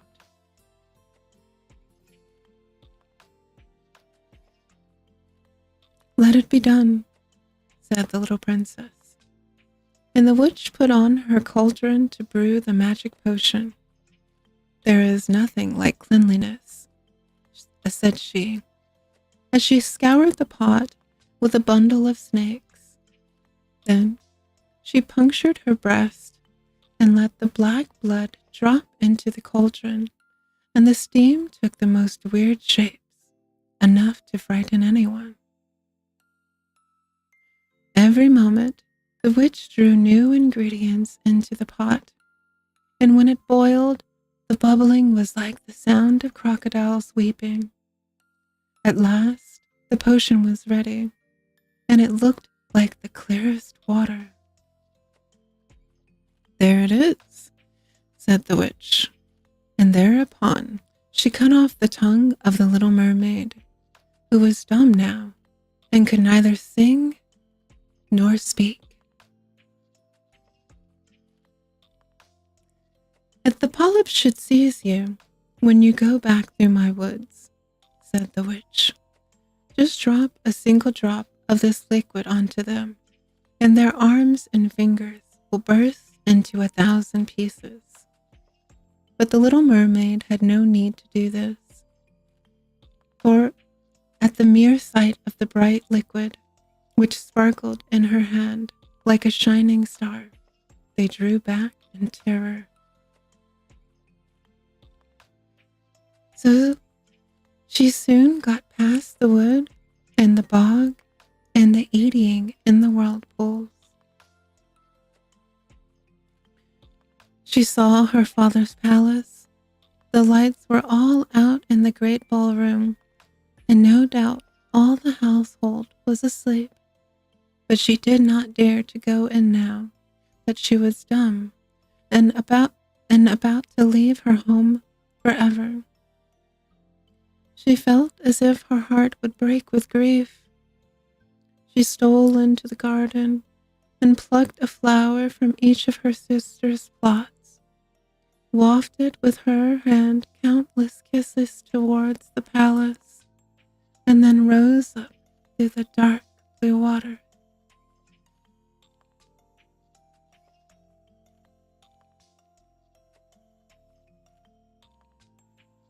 The sun had not risen when she came in sight of the prince's palace and landed at the beautiful marble steps.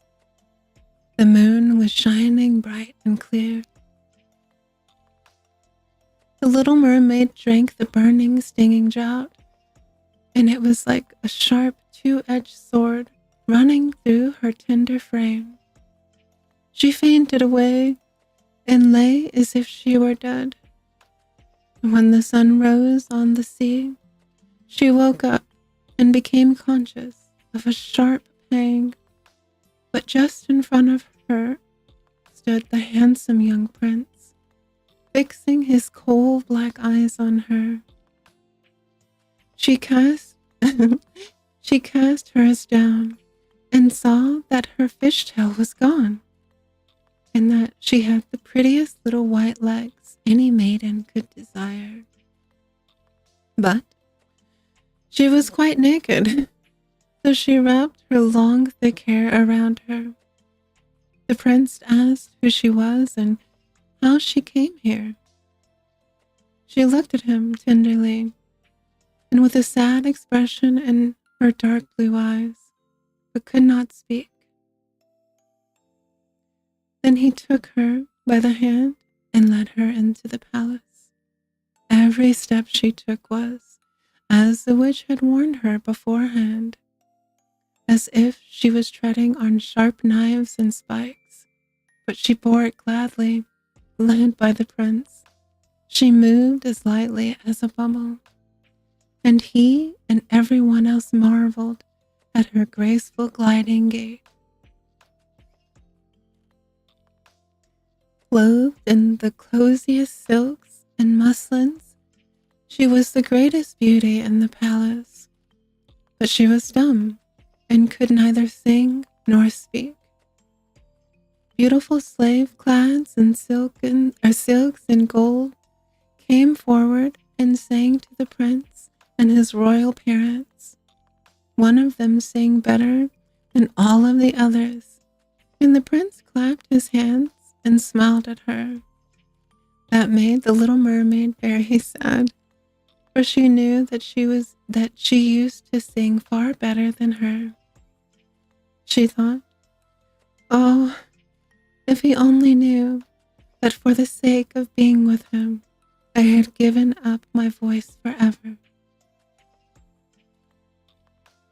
Now, the slaves began to dance, gracefully, undulating dances to enchanting music. Thereupon, the little princess, lifting her beautiful white arms and raising herself on tiptoe, glided on the floor with a grace which none of the other dancers had yet attained. With every motion, her grace and beauty became more apparent, and her eyes appealed more deeply to the heart than the songs of the slaves. Everyone was delighted with it, especially the prince, who called her his little fondling. And she danced on, notwithstanding that every time her foot touched the ground, it was like treading on sharp knives. The prince said that she should always be near him, and she was allowed to sleep outside his door on a velvet cushion.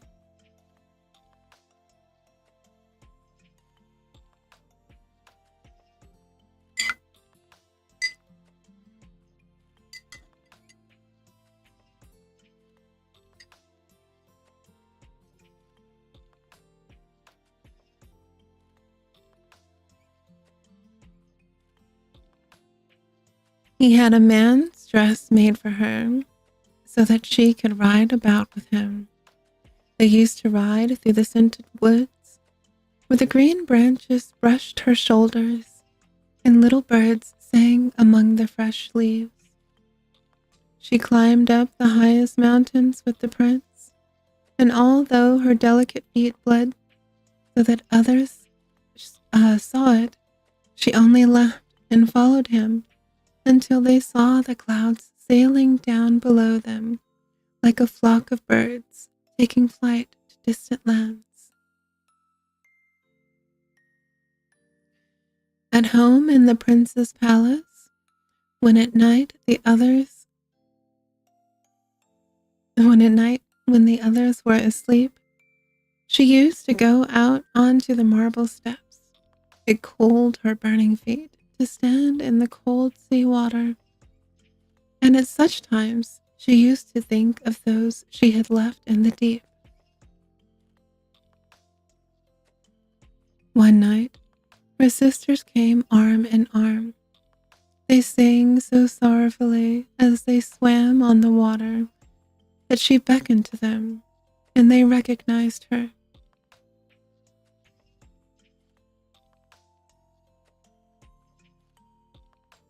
And told her how she had grieved them all. After that, they visited her every night, and one night she saw a long way out her old grandmother, who for many years had not been above the water, and the merman king with his crown on his head. They stretched out their hands towards her, but did not venture so close to land as her sisters. Day by day, she became dearer to the prince. He loved her as once loved. He loved her as one loves a good sweet child, but it never entered his head to make her his queen. Yet, unless she became his wife, she could never win an everlasting soul, but on his wedding morning would turn into sea foam. Am I not dearer to you than any of them? The little mermaid's eyes seemed to say when he took her in his arms and kissed her beautiful brow.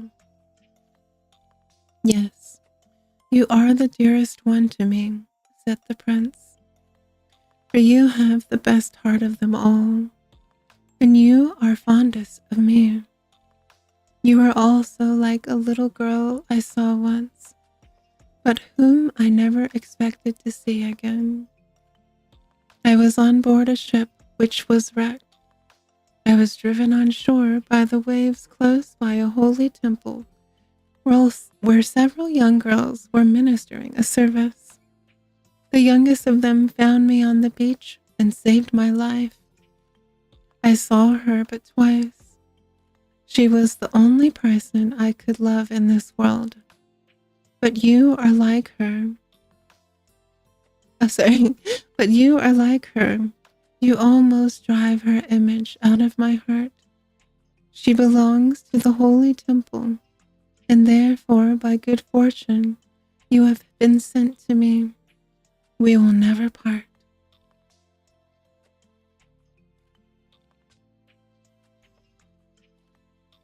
Alas, he does not know that it was I who saved his life, thought the little mermaid. I bore him over the sea to the wood which where the temple stands. I sat behind the foam and watched to see if anyone would come. I saw the pretty girl he loves better than me. And the mermaid heaved a bitter sigh, for she could not weep. The little girl belongs to the holy temple, he has said. She will never return to the world. They will never meet again. I am here with him. I see him every day. Yes, I will tend him, love him, and give up my life to him. But now the rumor ran that the prince was to be married to the beautiful daughter of a neighboring king, and for that reason was fitting out a splendid ship. It was given out that the prince was going on a voyage to see the adjoining countries, but it was without doubt to see the king's daughter. He was to have a great suite with him. But the little mermaid shook her head and laughed. She knew the prince's intentions much better than any of the others. I must take the voyage, he had said to her. I must go and see the beautiful princess. My parents demand that, but they will never force me to bring her home as my bride. I can never love her. She will not be like the lovely girl in the temple whom you resemble. If ever I had to choose a bride, it would sooner be you, with your speaking eyes, my sweet dumb fondling. And he kissed her rosy mouth, played with her long hair, and laid his head upon her heart, which already dreamt of human joys and an immortal soul.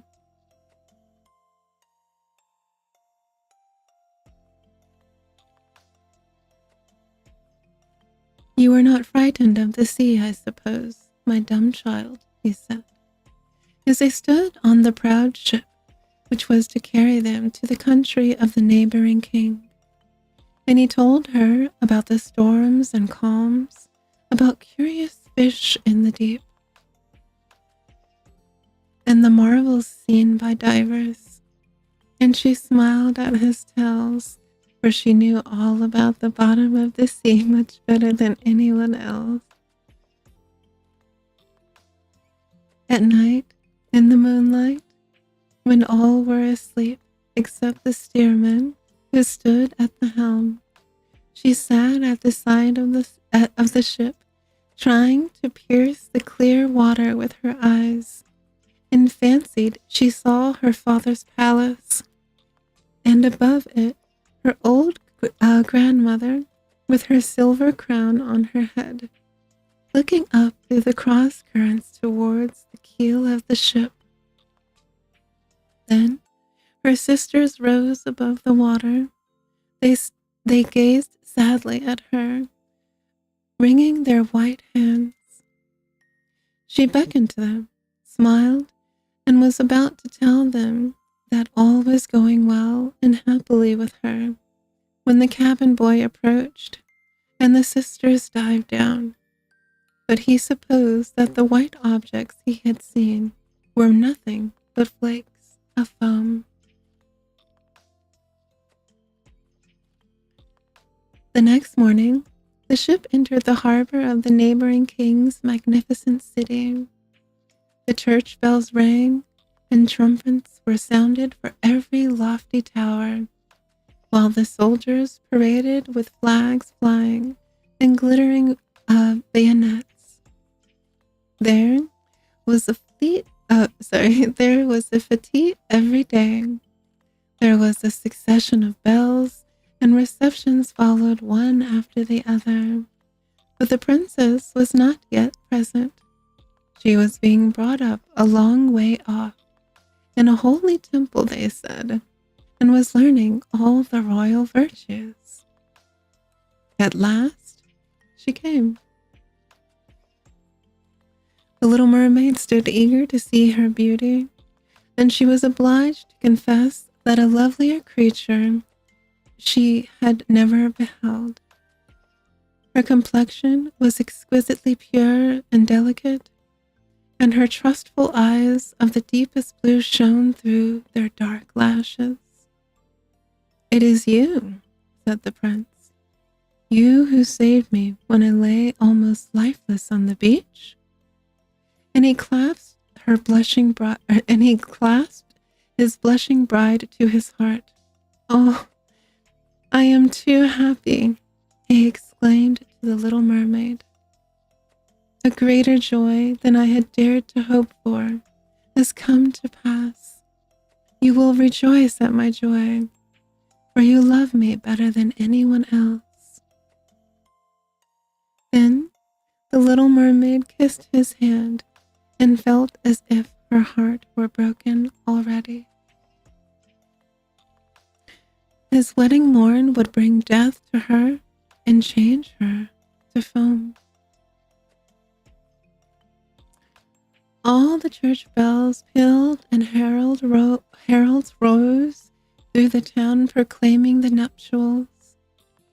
Upon every altar throughout the land, fragrant oils were burnt and costly silver lamps. Amidst the swinging of censers by the priest, the bride and bridegroom joined hands and received the bishop's blessing. The little mermaid, dressed in silk and gold, stood holding the bride's train, but her ears were deaf to the festal strains. Her eyes saw nothing of the sacred ceremony. She was thinking of her coming death and of all that she had lost in this world.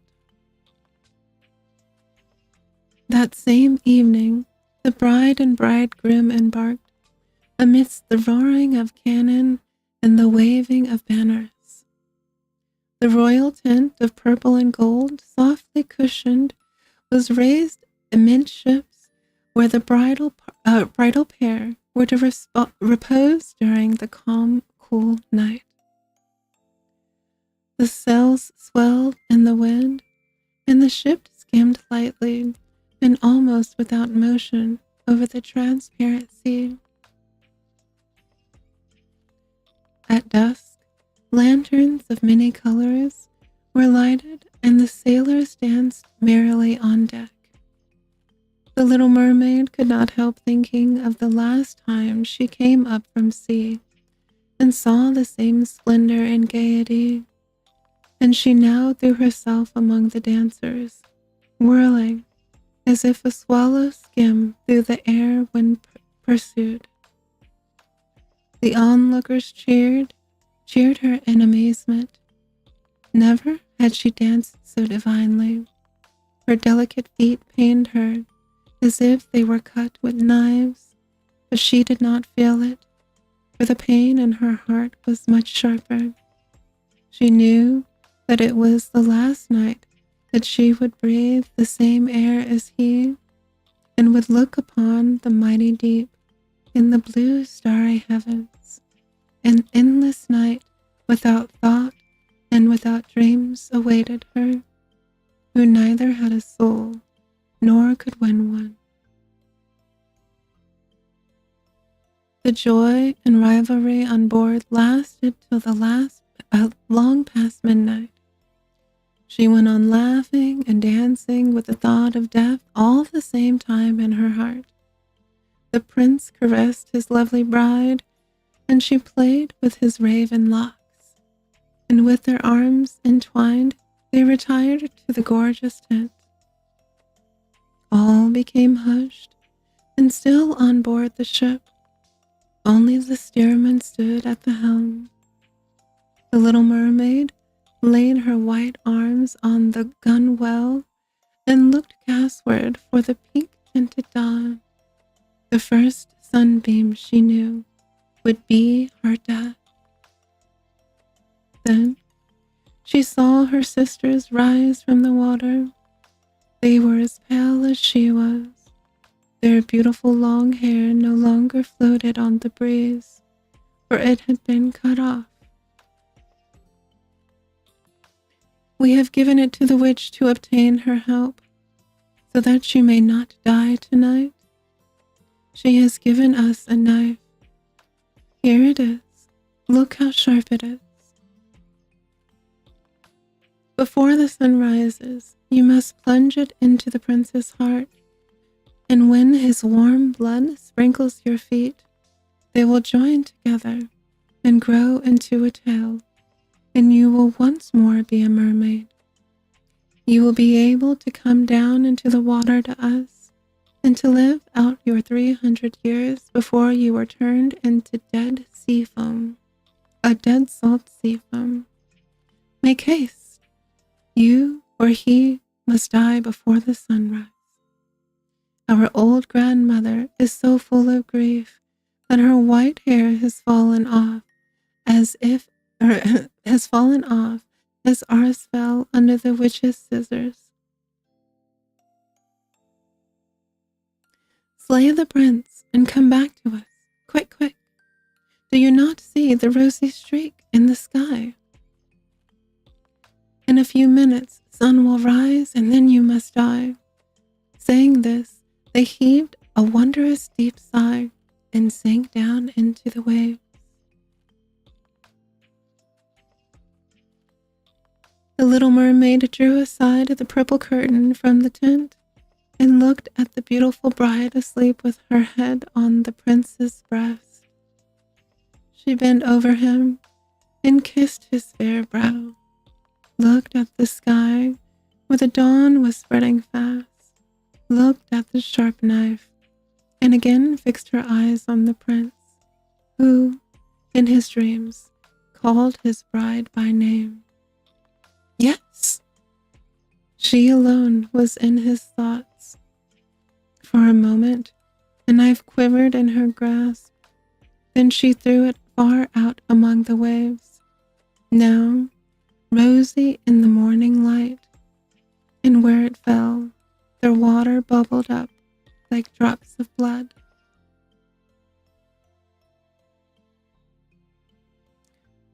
Once more, she looked at the prince, her eyes already dimmed by death, then dashed overboard and fell, her body dissolving into foam. Now the sun rose from the sea, and with it kindly beamed warm the deadly cold foam, so that the little mermaid did not feel the chill of death. She saw the bright sun, and above her floated hundreds of beauteous ethereal beings, through which she could see the white ship and the rosy heavens. Their voices were melodious, but so spirit-like that no human ear could hear them, any more than earthly eye could see their forms. Light as bubbles, they floated through the air without the aid of wings. The little mermaid perceived that she had a foam like theirs. It gradually took shape out of the foam. "To whom am I coming?" she said, as her voice sounded like that of the other beings, so unearthly in its beauty that no music of ours could reproduce it.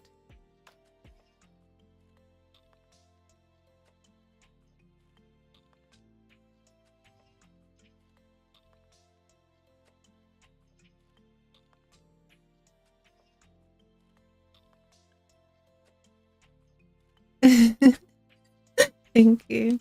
I don't want to. I'm really enjoying this story. Hold on, just a second. Sorry.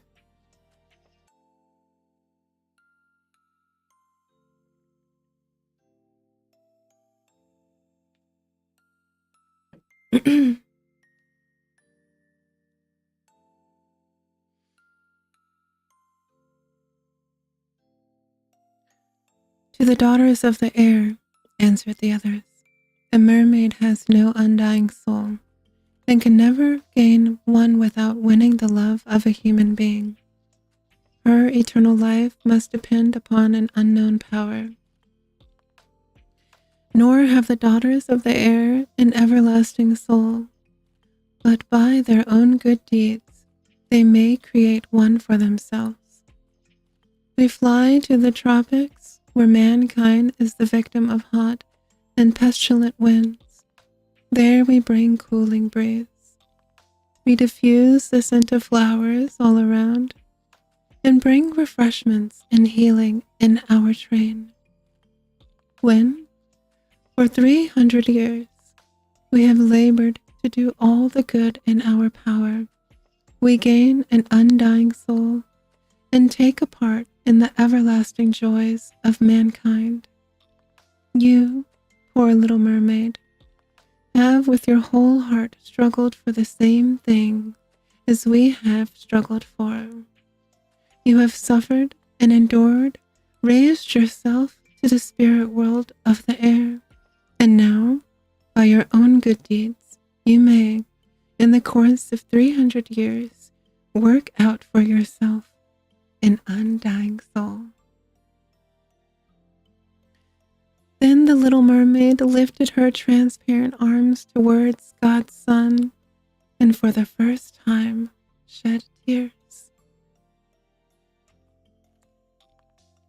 On board ship, all was again life and bustle. She saw the prince with his lovely bride searching for her. They looked sadly at the bubbling foam, as if they knew she had thrown herself into the waves. Unseen, she kissed the bride on her brow, smiled at the prince, and rose aloft with other spirits of the air to the rosy clouds which sailed above. In 300 years we shall thus float into paradise. We might reach it sooner, whispered one. Unseen we flit into the houses of men, where there are children, and for every day that we find a good child who gives pleasure to its parents and deserves their love, God shortens our time of probation. The child does not know when we fly through the room, and when we smile with pleasure at it, 1 year of each of our 300 is taken away. But if we see a naughty one or badly disposed child, we cannot help shedding tears of sorrow, and every tear adds a day to the time of our probation. The end. And there we are. That is the end of our reading today. Our next story is going to be The Emperor's New Clothes, so that's going to be really fun. So yeah, that's our story for today, my dears. How did you all enjoy it? That was very sad. It's not like the Little Mermaid story that most probably know, but this is the original Little Mermaid, if you were not aware yet. And we definitely read through our break as well, too. But we only have about 15 minutes left for stream, so I'm going to take the time to just say thank you and did our good night messages, our oyasumis, and I'm so excited for us to be here for Friday as well, too. So, yeah. But let me go back and catch up on messages, and we'll read these before we end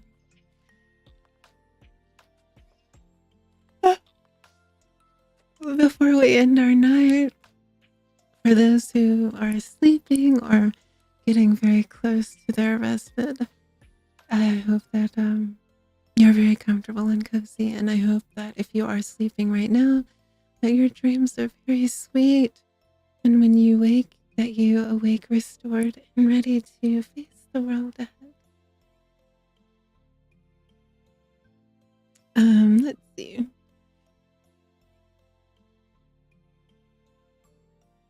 They were working so hard for you, and you're doing so hard. Oh, I didn't read that. I wish you to grow big. You're so sweet. I hope that we grow very softly and gently. Our little dreamscape here becomes a regular respite place for many.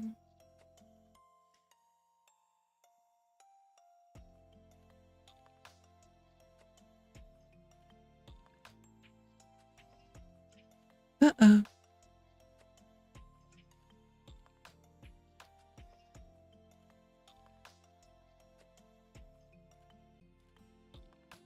Oh no!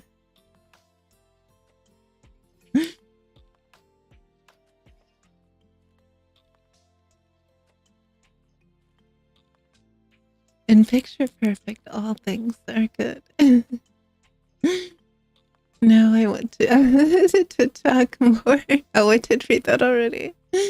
The sleepy Mira is very cute. Mira. My sleepy dreamers are cute too, though. Oh, I'm so glad that you're getting a good visual. That's wonderful. Objection. Your voice is one of the most clear and sweetest. Thank you, dear. You made Mira of a childhood dream. Oh, so sweet. You'll have to share. I love to hear about you all's dreams. No, princess, no. I personally want you to make mistakes. When you make mistakes, you giggle and say sorry. I know, but I worry that it's disruptive to our story. So I'm trying to get better about not giggling and just making the correction and moving on. Dear, I am enjoying But Your Throat. I know you've been continuously. I think that's the longest that we have been able to read through a story in some time. I was surprised, honestly, that my voice did not go as it normally does. You know, normally it starts to sound very worn. And then it'll start to kind of go out, but I'm glad that it didn't. That's really good. I might have to actually, in our tea did not last even long through the story, so maybe next time we'll have to take like a nice break in the middle, but I don't want to disrupt the story. Maybe I can actually have, oh yeah, I can just put some water in a small little, like warm, kettle or warm jar, like a mug, and just keep it at my desk. So we'll have to do that from now on.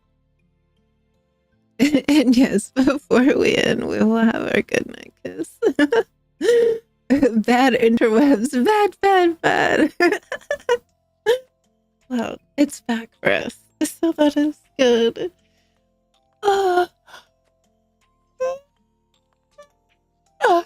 Oh goodness. I'm very sleepy. See, even reading for me makes me tired. It's not just for you all, it's for me too. But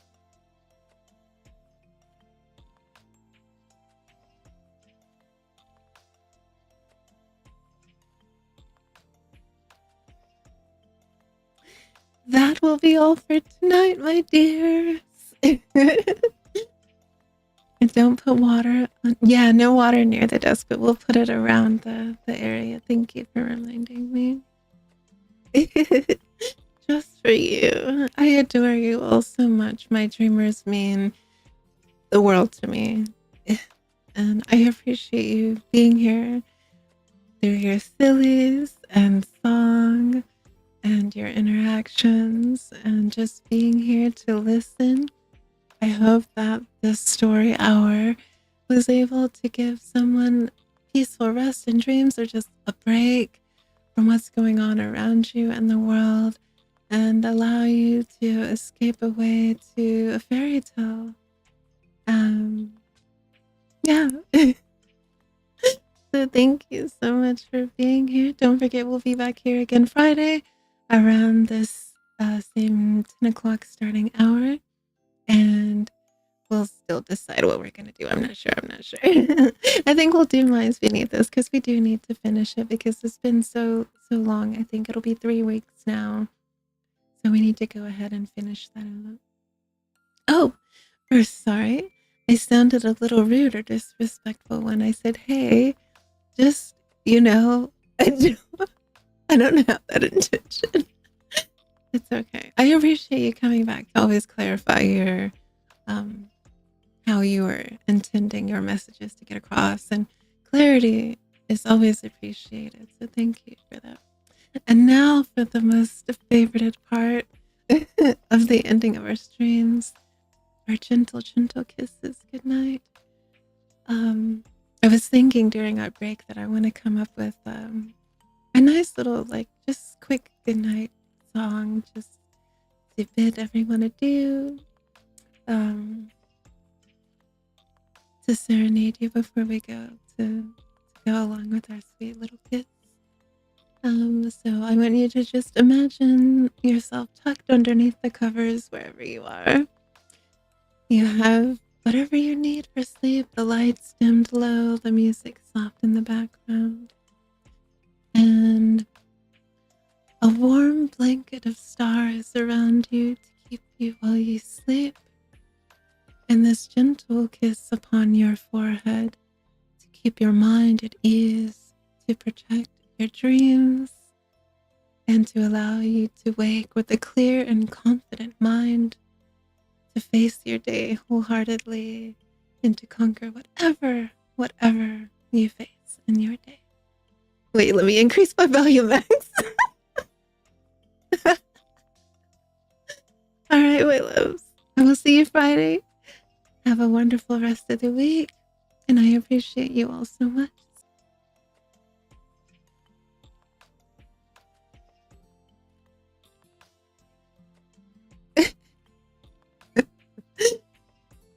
There we go. All right, let us hurry before it goes away again. Good night, my dear dreamers. I adore you.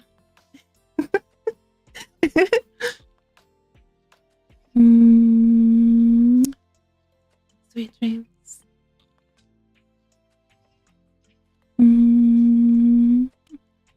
Rest well. And I will see you soon. Good night.